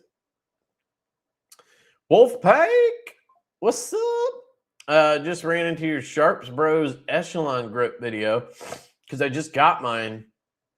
It made me want to get, dude, I'm telling you, that grip is next fucking level. Yeah, this was 30 minutes ago. My bad, dude. Yeah, that grip is next level. If you have an Echelon full size, I guess it might fit the standard one or the compact too, actually. But that grip, and the weirdest thing about it is I am like a diehard grip tape guy. So ever since I discovered Handle It grips or Talon grips, I like Handle It better. I get the premium black sandpaper. I put that shit on everything. It's like Red's hot sauce for guns is Handle It grips for me. And with the Echelon, I bought the Sharps Bros grip because I just thought it looked freaking cool. And it looked ergonomic. So I was like, maybe it'll work. And if it doesn't, maybe I can like finagle some grip tape in the right spots. And it literally has like no grip on it, which is the weirdest part. We're going to take a quick detour on a gun thing. I'll show you guys real quick. So if I go to Shops Bros, so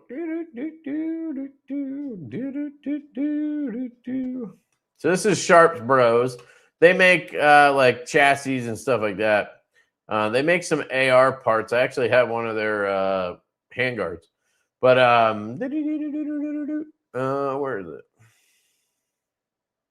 Echelon. So the Echelon. So they make this grip, all right? And it looks sick. This is the one I have. Mine's green. It doesn't disappear like this. I don't know what the fuck was that. What the? Oh, okay. It's scrolled down. So you'll notice it does not have grip all over it, right? It's not like aggressively stippled or whatever. I guess you can't stipple aluminum, but it's not milled or whatever. It's ergonomic though. And I was really worried about it because I like grip tape and I wanted it to be good. And I put it in my hand and I was like, holy shit. It just like melts into your hand. Unless my hand's different than everybody else's, I doubt it. I think it's going to be the same for you guys. Maybe unless your hand is like huge. So she said. But that thing literally is the most comfortable grip I've ever handled on a firearm. I don't need the grip tape. Like I can shoot that thing endlessly without the grip tape. It's extremely rare for me to do that. The only thing I changed was I took these panels off because they are not grippy at all. And I wanted to have a little bit of texture on that spot. So I ordered what's that brand that makes replacement grip panels? VZ Grips. I ordered the what is it called? Something 2 grip. There's only 2 versions. Let me see if they have them here. But they have different colors of this, which is sick. I wanted the bronze too, but I went with the green. I like OD green a lot. And then they have standard, black if you want black. But it's aluminum. It adds weight. And then, yeah, like the weight is what does it, I think. And then the ergonomics. I'm trying to find these extra panels. Here we go. So VZ Grips makes some. You can go to their website and order it. I'll show you. And it's this one. It has 2 different patterns. I think it's called the Operator 2. Oh, there it is. Yeah. VZ Operator 2. So if you get that grip, make sure you get the VZ grips too. I think it's worth the extra money.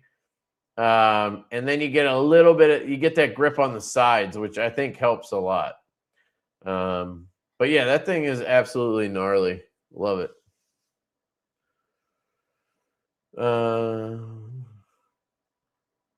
Yep, they have those. Out of my insane collection, I still don't own a Divo. What the fuck, dude? Who is this guy? I'm just kidding. I'm just kidding, dude. Yeah, man, if you get one, let me know what you think.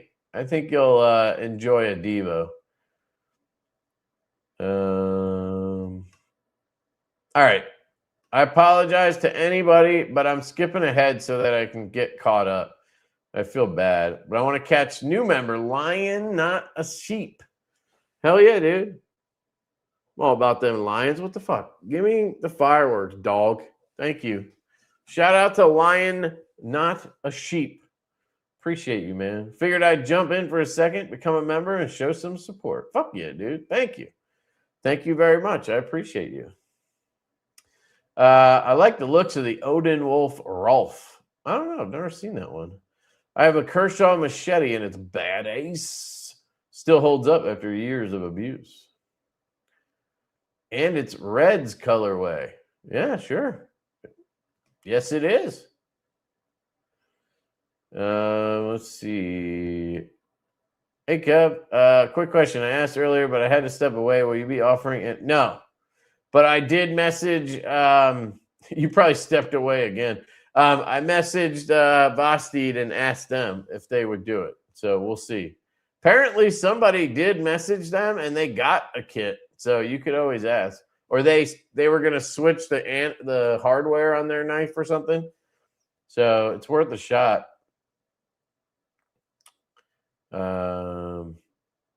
Last thing I want to say, I'm very new to knife collecting. I have not been collecting a whole year yet. Your nipple is my first knife over $200. Also the first knife I'm going to customize. Hell yeah, dude. Thank you. Thank you very much, sir. I appreciate it. And thank you for the honor of buying our knife for your first $200 knife. We really appreciate it. I hope you love it, man. Let me know, though. Please shoot me your feedback. I would appreciate it. New member, TC Blades. Yo, shout out to Troy. Yeah, that's right. Give me them fireworks, baby. Hell yeah, Troy. Thank you very much, dude. Appreciate you, dog. Check out TC Blades, by the way. And somehow he's been a member for 19 months. And he's a new member. What the fuck? How are these two things possible? Do you have two accounts? I'm so confused. He became a member. And then all of a sudden, has it been 19 months?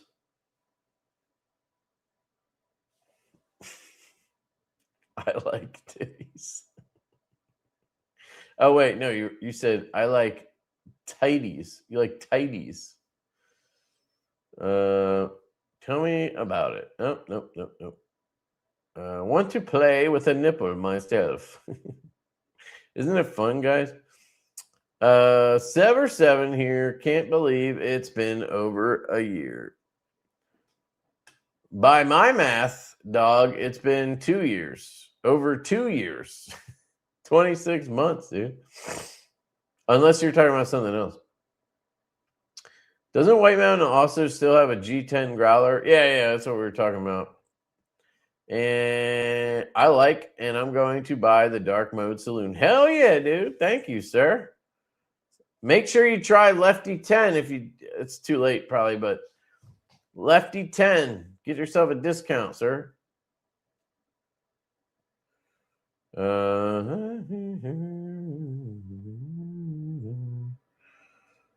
Look, guys, squirrel. Ah, where?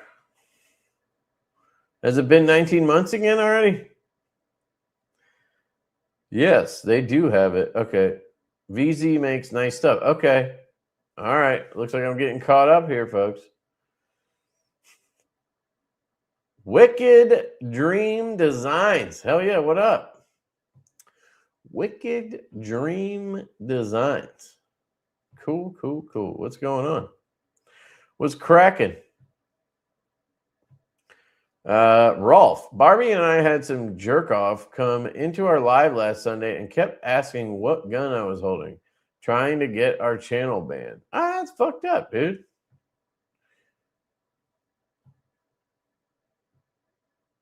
That's kind of fucked up, actually. Divo is by far my favorite knife company. Fuck yeah, dude. Hell yeah, man. Thank you, dude. Sick. Score. Fuck yeah. Thanks, dude. Appreciate you. Still waiting for my Nip L to arrive. Did it ship? Hopefully it shipped.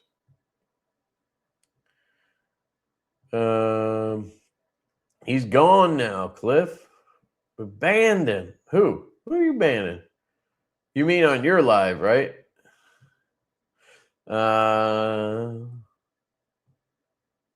Yes. Yes, hell yes. Thank you, sir. Bed the maid. Is that how you say it? Bed the maid? Bed the maid? Bed the maid? Is that how you say it? I don't know.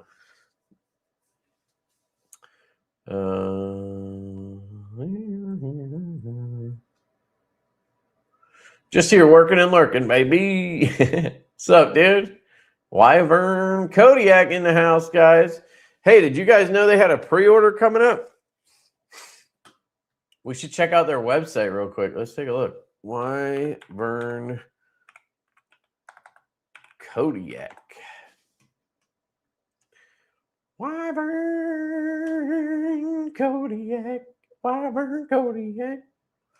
Why am I singing like this? I don't know. Check it out, guys. This is their website right here. They got merch. They got shirts. They got hanks. Kodiak Designs handkerchiefs, dude. 8 inches. So she said. And look at that. There's that Blurpinkle.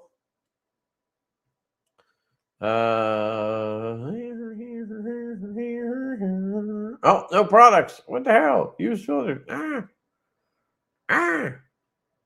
Oh, maybe sorry, maybe they didn't announce anything yet. Maybe I'm missing. Am I mixing shit up? Maybe I'm mixing shit up. I don't know. Anyway, if you guys need a t-shirt, check it out. Look at that. Dual-sided for 25 bones? Fuck yeah, dude. Hails to the Gizak.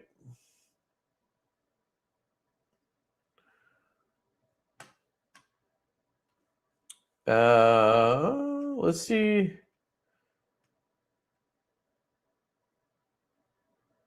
Let me see what he said, if anything. I'm way too drunk. All I can say is you kill it with design. You have done, Kev. Thanks, man. Appreciate you, dog. I might need bedtime. Yeah. Why don't you take a nap? Take a nap, man. That's funny.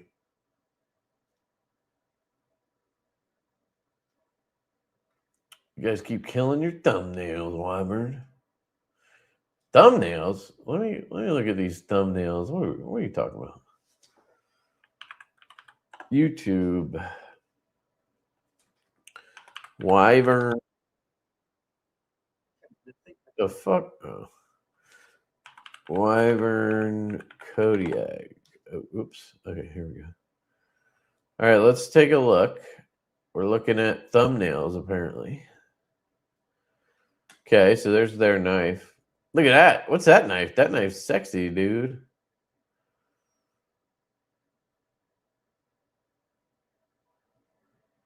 Dude, that's AI, right? There's got to be AI.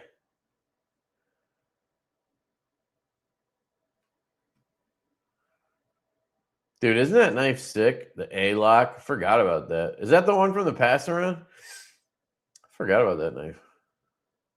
Yeah, it probably is, because here's the mantle and the Viper. This is a bunch of stuff from the pass around. Cool. Hey, man, that's cool. I think. Glad, though. People are getting use out of it. Dude, the pony, though? Sick. That looks like AI to me, though, on the thumbnails. Do you just tell it what to thumbnail you? Or, like, how does that work? Or are you actually making those? Because if you're making those, that's fucking impressive, dude. That's some graphic artistry right there. I'm not saying I have anything against AI thumbnails. I actually haven't really thought about it. AI could probably make some sick thumbnails, you know? But yeah, I guess you like, how do you dictate it? Do you give it a picture and you're like, here, you just like take a picture of the knife and you're like, put this with this, and this? Or can you just be like, yo, AI, make me a thumbnail that's interesting. Here's a picture. How does that work? It's pronounced like better made. Beta made. Oh, yeah. See, I'm a dumbass. I got it. I've never heard of beta made. I mean, I lived in Battle Creek for a while. I guess that's not really Detroit.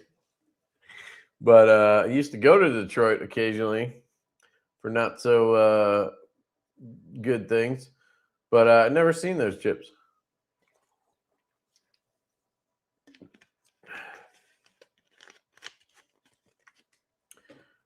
That's kind of what I was assuming, but I didn't want to make an ass of myself, dog.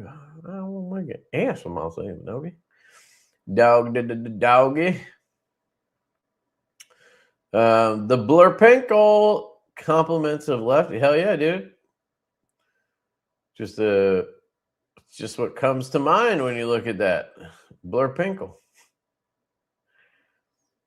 I have not posted the knives yet on the site for pre-order. I want to take nice pictures for them. Yes, of course it's AI. Okay. One from the past round. He's answering all my questions. Them AI thumbnails are wild. I take a screenshot from my review and then add it to AI and tell it what I want. Damn, dude. I'm not going to lie, man. That sounds easier than trying to like get a good picture, which I suck at, and then trying to like come up with something. Like that's the hard part is like, what am I going to write here and there? And what am I going to like fucking, I hate it. I hate thumbnails and titles so much.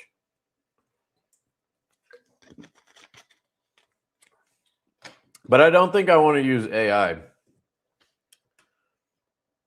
But like I'm one of those weirdos, right? Like I'm not against AI, but I'm like sort of reluctant. You know what I mean? Because I'm like, I want to do it.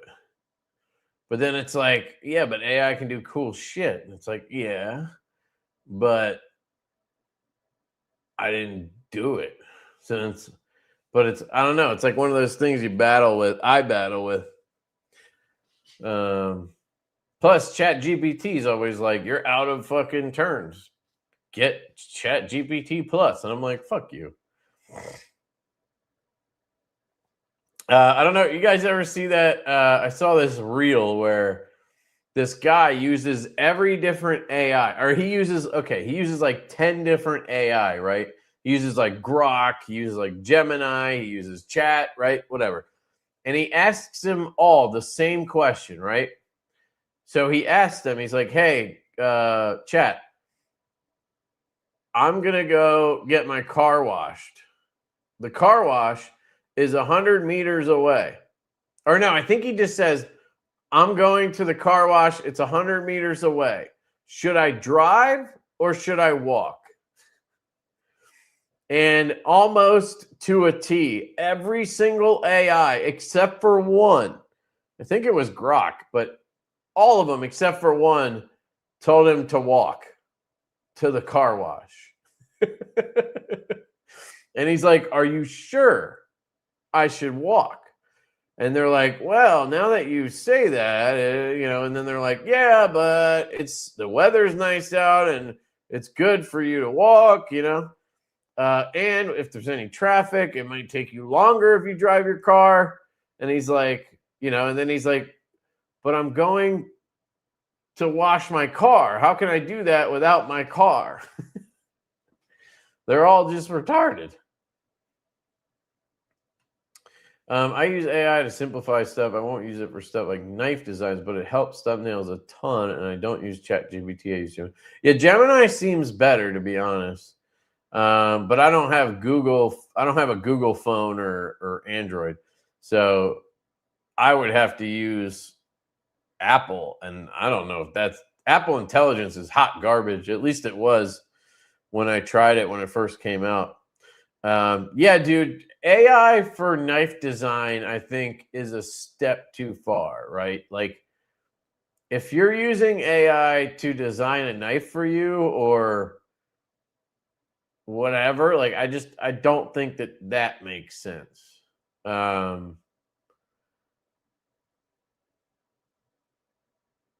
don't know. And like, so if you're using it for thumbnails, if you openly tell people that you used AI, then I see no problem with that. But with knife design, I feel like it's a little bit different because, like, if you use AI, even if you told people it's AI, I still feel like I'd be like, but you didn't design it then. AI designed it, you know?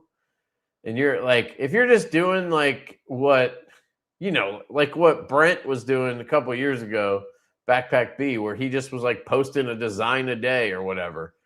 He didn't actually have any of those made. It's just, you know, having fun, then I get it. But like, if you're legitimately going to make the knife, have the knife made or whatever, yeah, AI is, you know, like, you think there's anybody out there who's using AI and then just submitting designs to companies? Like, hey, Kaiser, they just have a new design every week. And Kaiser's like, oh, I like this one. You know, like AI is just pumping them out for them.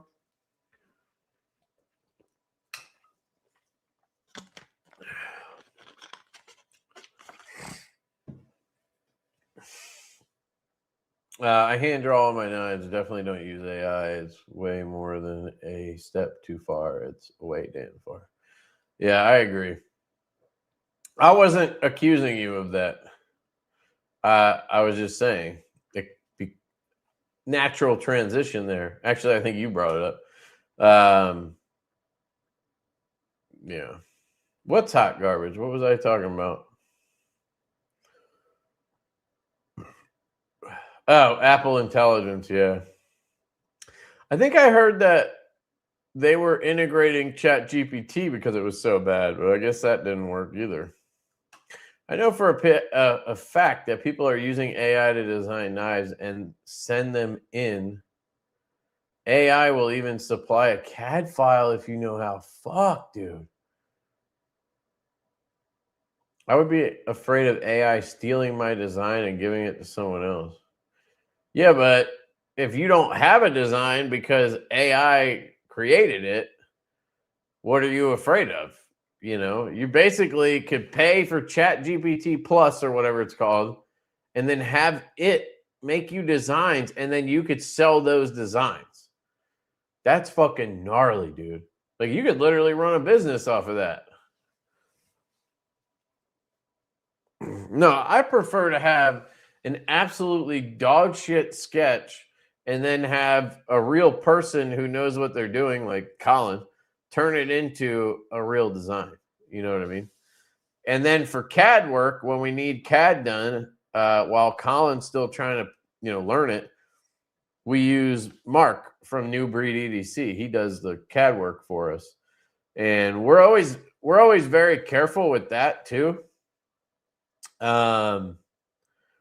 Like when we work with Mark, I love Mark and I think he's a great designer, but I always try to avoid having him put any of his like creative process into our knives. You know, we just dictate this is what we want, you know, and then he changes those things in CAD or makes it in CAD or whatever. But we don't give him any creative license because I don't want to I don't want to get into a situation where I feel like, you know, well, I should say, if I got into a situation where I felt like he had influence on the design, then I would, then he would need to be involved. Like he would need to be getting some kind of payment out of the production run. You know what I mean? Not that I don't want to do that. You get what I'm saying. So I try to be careful with that, because that could easily be the case. If you use somebody to do your CAD work like Mark, and you leave certain things open to interpretation, he's a fucking great designer. He's just going to design shit. And then that's not really your design either. Now it's partially his design. And he should be getting credit for it.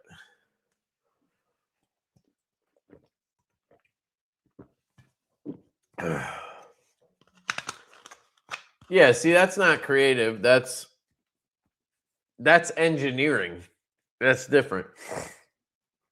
And you're paying him for the CAD. Like, we pay him for the CAD, obviously. We usually pay him extra because I always feel bad, like, for what he charges. And we usually change a bunch of shit because I'll have all these ideas. But yeah, you could give the AI a picture of your drawing, tell it to tweak it to make it more detailed. Then you could give it that to Colin and cut his workload down a bit. Yeah, but see, here's the thing. AI they're gonna make changes. Like they're gonna change something on the knife that I didn't plan, right? And then it's not me anymore. Like, yeah, that'd be easier, but I don't know. Again, like I said, maybe I'm old school. Maybe I'm looking at it the wrong way, but I want to be in control of the design from beginning to end, right? Like I want us to be in control. If anybody's going to have that creative freedom, I want it to be Colin, not AI. You know what I mean? So I agree. Don't tell him that until I'm done learning CAD. As a CAD designer, I think he's way underpriced. Dude, I tell him that all the time.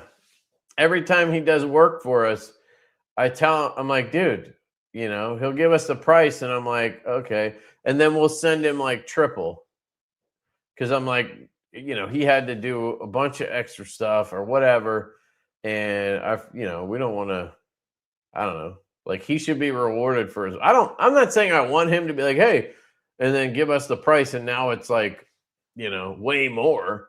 I'm fine with, just overpaying him. But like, I feel bad for him if there's people who pay him what he asks. Because it's like, he should be asking for more. Anyway, what time is it? 12:18. Yeah, maybe I'll wrap this up. Fuck. I need to order these things.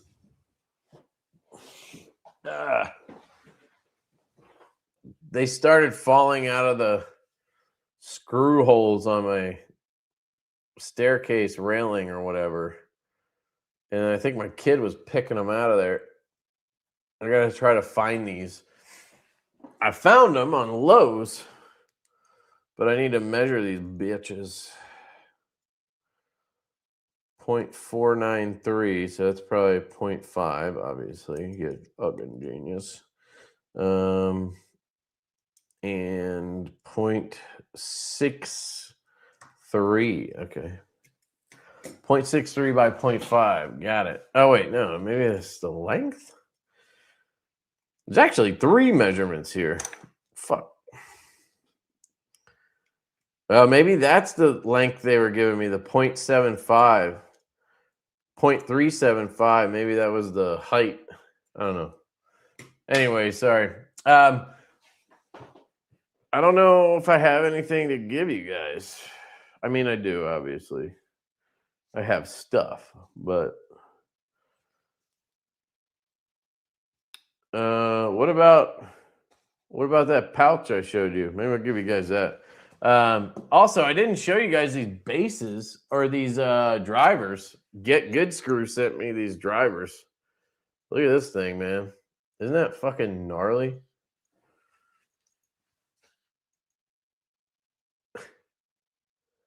Absolutely crazy. The base obviously spins too. I just, I'm holding it, so it's kind of difficult. You get the idea. And then they get held in here. I wish these had magnets so they weren't like rattly. They're not falling out unless you tip it, but I wish they didn't move as much. Get Good Screw makes the wildest shit, dude. But they have this cool feature where you have a bit in here, right? And then you can actually remove this and flip it around, and now you have another bit in there.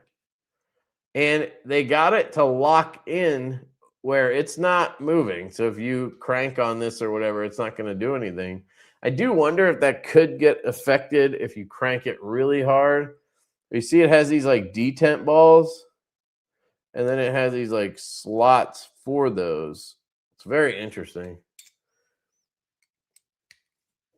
But this side is a 4mm bit. So I did actually tell them that they should change it. So I think they said they might include a second like head in it. So she said, like a second one of these that has the 1/4 inch on both sides. Because what I was thinking is it'd be cool if you had your bit in here and then you had nothing in here. So you could, I'll show you. Where's the base? Because you need a 1/4 inch slot to fit onto the base like this. You need the 1/4 inch open. So it goes onto the post, right? So if you do what I was thinking you take this out. When you go to put it in the base, you just take this out, you flip it around, and then you could store it. And you wouldn't have to put your bit back in here, right? It would save you from having to take up a bit slot. And then every time you take this out, now you got to take a bit out and put it in, then you have an empty slot. If you just took it out of the base and then you flipped it around, and now you have your bit ready to go. So I think they're going to do another one with 1/4 inch on both sides so you can do that. I was telling them, like, you guys could sell different ones. Like, you could have one with 2 4mm. You could have one with the 2 1/4 inch ones. You could have one that holds dildos. Like, you could, whatever. But, yeah, it's really cool. So, anyway, if anybody's interested, you can use Lefty 10. I don't get any, I don't get like commission or anything. Obviously, they send me shit, but they already sent these. So this version is like $315 or something. It's expensive, but like if you know anything about machining, well, let's see, Jim. If Jim works on CAD, maybe he knows machining. Like, just look at this. The machining involved here is pretty insane. Like, I don't think $300 is a crazy price. I mean, like, just the tolerances, I guess is the right word for this, to make things spin that well, even with a bearing, is crazy. And the base does it too. Like, I don't know, it's just wild.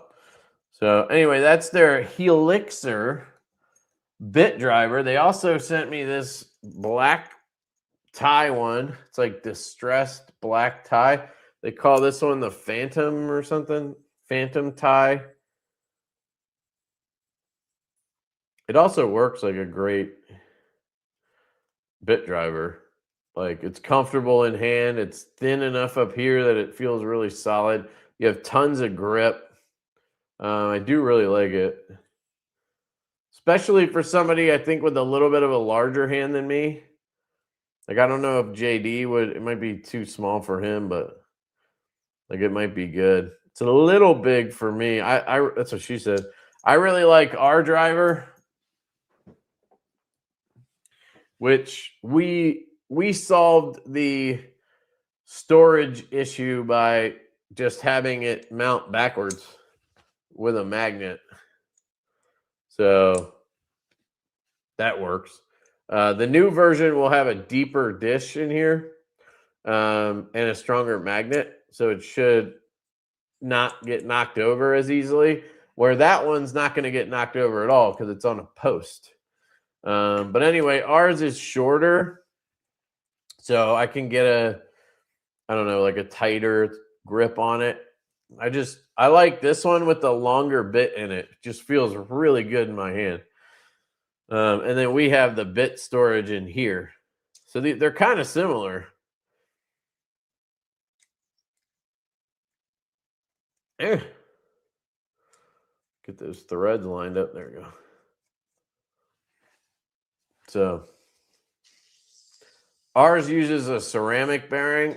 That's why it's louder instead of the stainless steel one they use. Theirs spins better because it's designed to do that. Ours was designed to be like a comfortable cap and to have a magnet in it so it can stand. Just different. But yeah, those are really cool.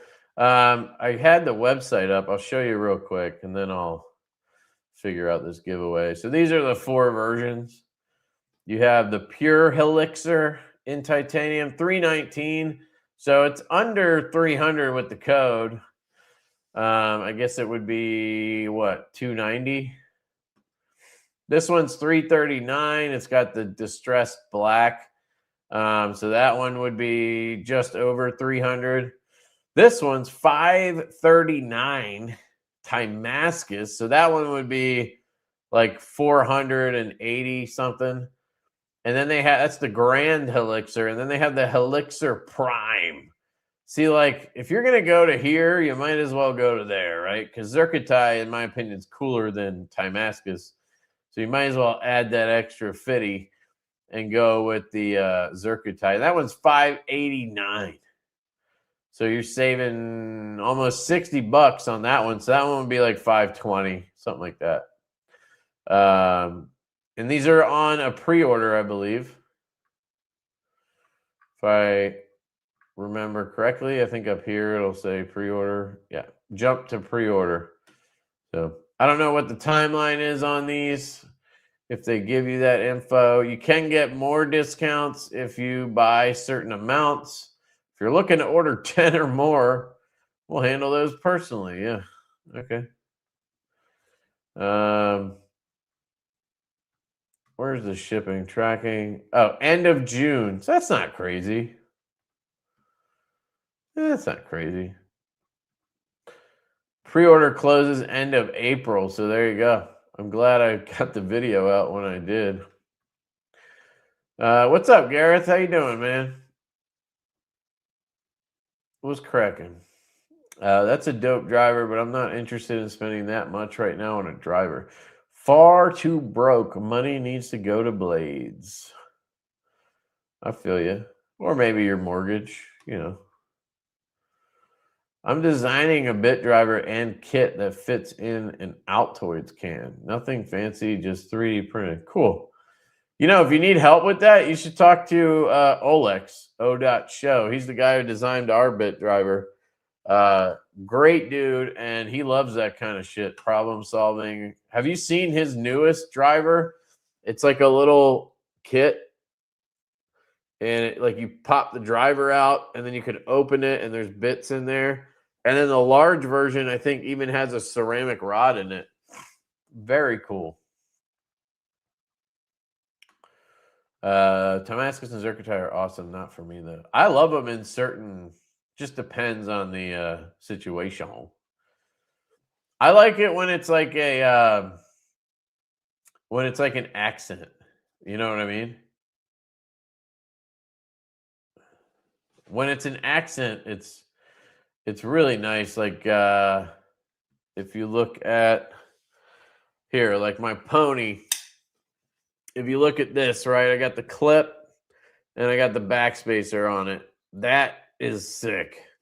I think that looks really good too with the acid wash and the micarta, the denim. That's usually what I go for. Like, I don't really need a full zircuit knife. That's kind of crazy. But you know, there might be a situation where I'd be into it. I don't know. You should check out Larry. You should check out Weera bits. They're really good, man. That's what I've been testing out lately. Weeha is definitely the like, in my opinion, Weeha is the go-to. Like, it's the one that you gotta at least get a Weeha. Like, you can't be getting these shitty bits. Get Weeha bits. But if you want to try like some nicer bits, Weeha Weera and PB Swiss are really good. Like, I have some of these Weera bits. They're kind of just like the Weeha ones, but I think they're a little bit sturdier. Yeah.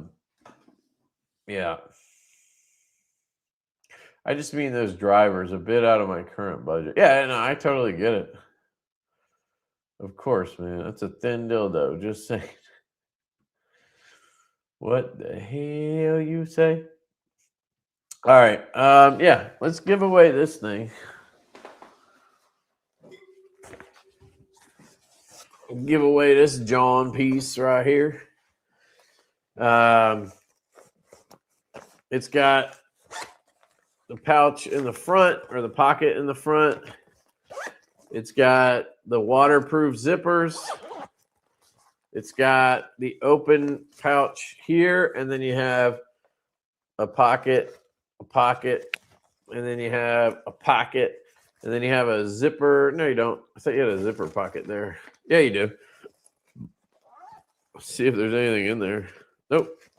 You have a zipper pocket in there, and I guess it's meant to be like a tech pouch. I think I used it like once or something. But I have a bigger one that I have all my shit in, so I need bigger shit. Has a strap back here so you can, you know, strap on. I don't know if you could turn it into a fanny pack, because it almost seems like a fanny pack without the fanny, or without the cord. You know what I mean? The strap. You know, it almost seems like a crossbody or something.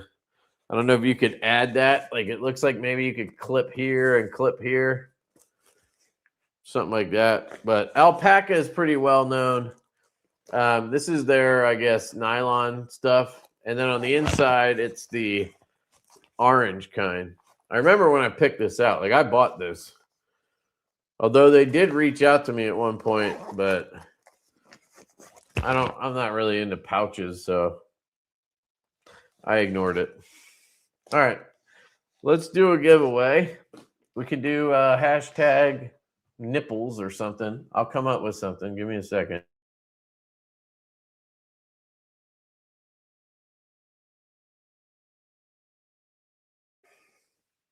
All right.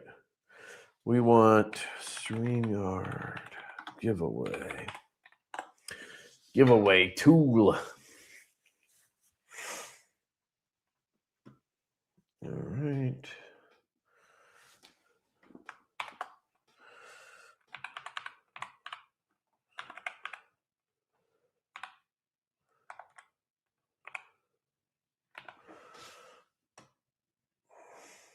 I don't know. This one might be tough for you guys. I don't know if you can spell this, so it's gonna be tricky. Let me see. Can I highlight it? Yeah. I'm gonna put this in the chat. Hopefully it doesn't enter me. That'd be funny. In case you guys want to copy and paste it or something, here you go. Hashtag buy my nipples. Would you please buy my nipples? Buy my nipples. By the way, guys, if you're a fan of Jack Wolf knives, they have the Pioneer fixed blade dropping tomorrow. I have it right here. I was going to unbox some stuff tonight, and I just ran out of time. I have the Jack Wolf, and I have 3 concepts. I'll save them for different videos. I'll have to do a Jack Wolf video tomorrow, but this thing is probably pretty sweet. I haven't even looked at it. So is anybody planning to pick one up tomorrow? You excited about it?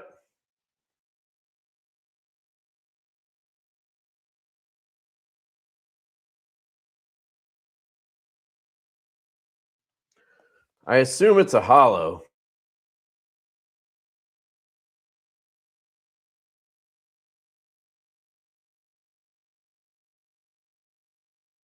Buy my nipples. Yeah, it's hollow ground, dude. Fuck yeah. Shit.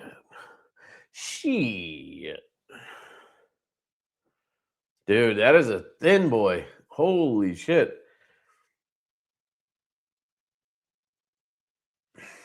80s camo on this one. Man, that's a nice cut too. I swear, man, it's been hit or miss on the 80s. But it seems like we always get unlucky. But other people, they get fucking sick looking 80s. That's sharp. That fucker's sharp too. S90V, and it comes with this. Oh, don't lose that, Kev.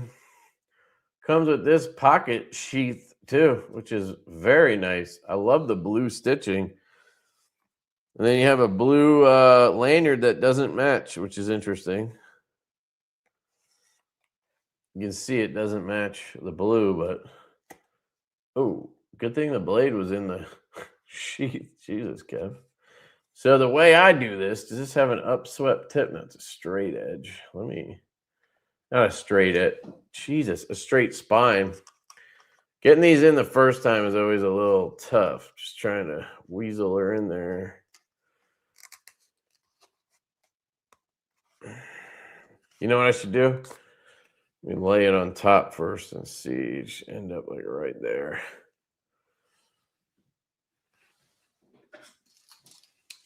So this is how you get these set up. You want to line it up to where the tip is down where you think it would go. You don't want to go all the way to the seam, obviously. I might go a little lower though, like right there. Then I'm going to mark the handle like that. Then I'm going to take it, open her up, and then I'm going to push it in until I think I'm in the right spot. See, I went a little bit past, but it's almost dead even with that line. Actually, it is. It's like dead even. I'm just going to add another little line right where I can see it. And then I'm going to leave this in here overnight. So tonight, obviously, I'm just going to leave it in here. And then tomorrow when I come to do the video, it'll probably be good to go. I can just take it out and it'll want to go right back to where it is. So that's how you want to do it, in my opinion. You can see it's not coming out the end. It's not separating or anything. There should be plenty of room there because I left a little space. And I went a little further, but I don't think I went too far. Can't really tell where the end is, but I think it's like maybe it bottomed out. I don't know. But nothing's coming through. So that's how it looks. These carry really well. The one thing I don't love is when you take it out of your pocket, the sheath, I think, usually comes with it, if I remember correctly. And I kind of like the idea of having it, stay in your pocket. Or maybe it was the other way around. I can't remember. I could test it, I guess. But I'll make a video on this tomorrow. Stay tuned for that. It looks sweet. Let's run this giveaway so I can shut her down. Nope. There we go. Actually, don't I have a thing for this? How come it's not sharing that, though? Come on, dude. For reals? There it is. 35 entries. We got 57 people. Where's everybody tonight? I feel like we usually have like 80 or 100. I don't know. Paul Mills with the win. I guess I did create the live stream like last minute. Paul Mills, baby. Hell yeah, dude.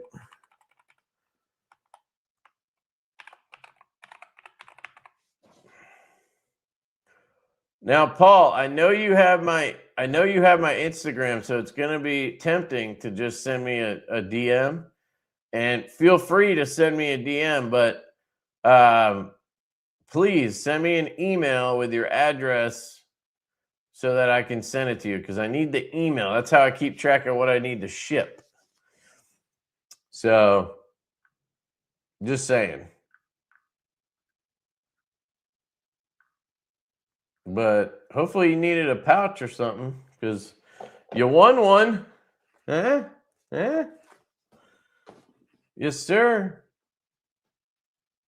All right. Thanks, Paul. I appreciate that, man. Thank you. You wouldn't believe how many times I've said that, and then the person just DMs me anyway. And it's not the end of the world. I can copy the address and create my own email, but like I'm literally going to create an email because that's just how I do it. My email is always, my inbox is always at like 0, or, you know, I have a couple things in there that I'm tracking. But I'm not the type of person that has 8,000 unread emails like most people. So they have a strap for that. Oh, there you go. Maybe I had it and maybe I threw away the strap because I didn't think I would carry it that way. I know I don't have it because I didn't see it in there when I looked. Or maybe you got to buy it separate. I don't know. I swear I bought it as a tech pouch though. But you can look it up. If you want to wear it like a fanny pack or a cross body bag, you can add a strap to it that you can buy, I guess. That's what they're saying. Anyway, that's it, guys, man. I really appreciate you. I'll just use it for storage. Okay, cool. Oh my God. There we go. I hope you guys have a great Friday. I hope you have a great weekend. And I'm going to see you guys next week sometime. I love you. Stay tuned tomorrow. I'll have a video on this bad boy and maybe some fidgets or concepts or something. And yeah, love you guys. Hope you have a great day. And I'll catch you later.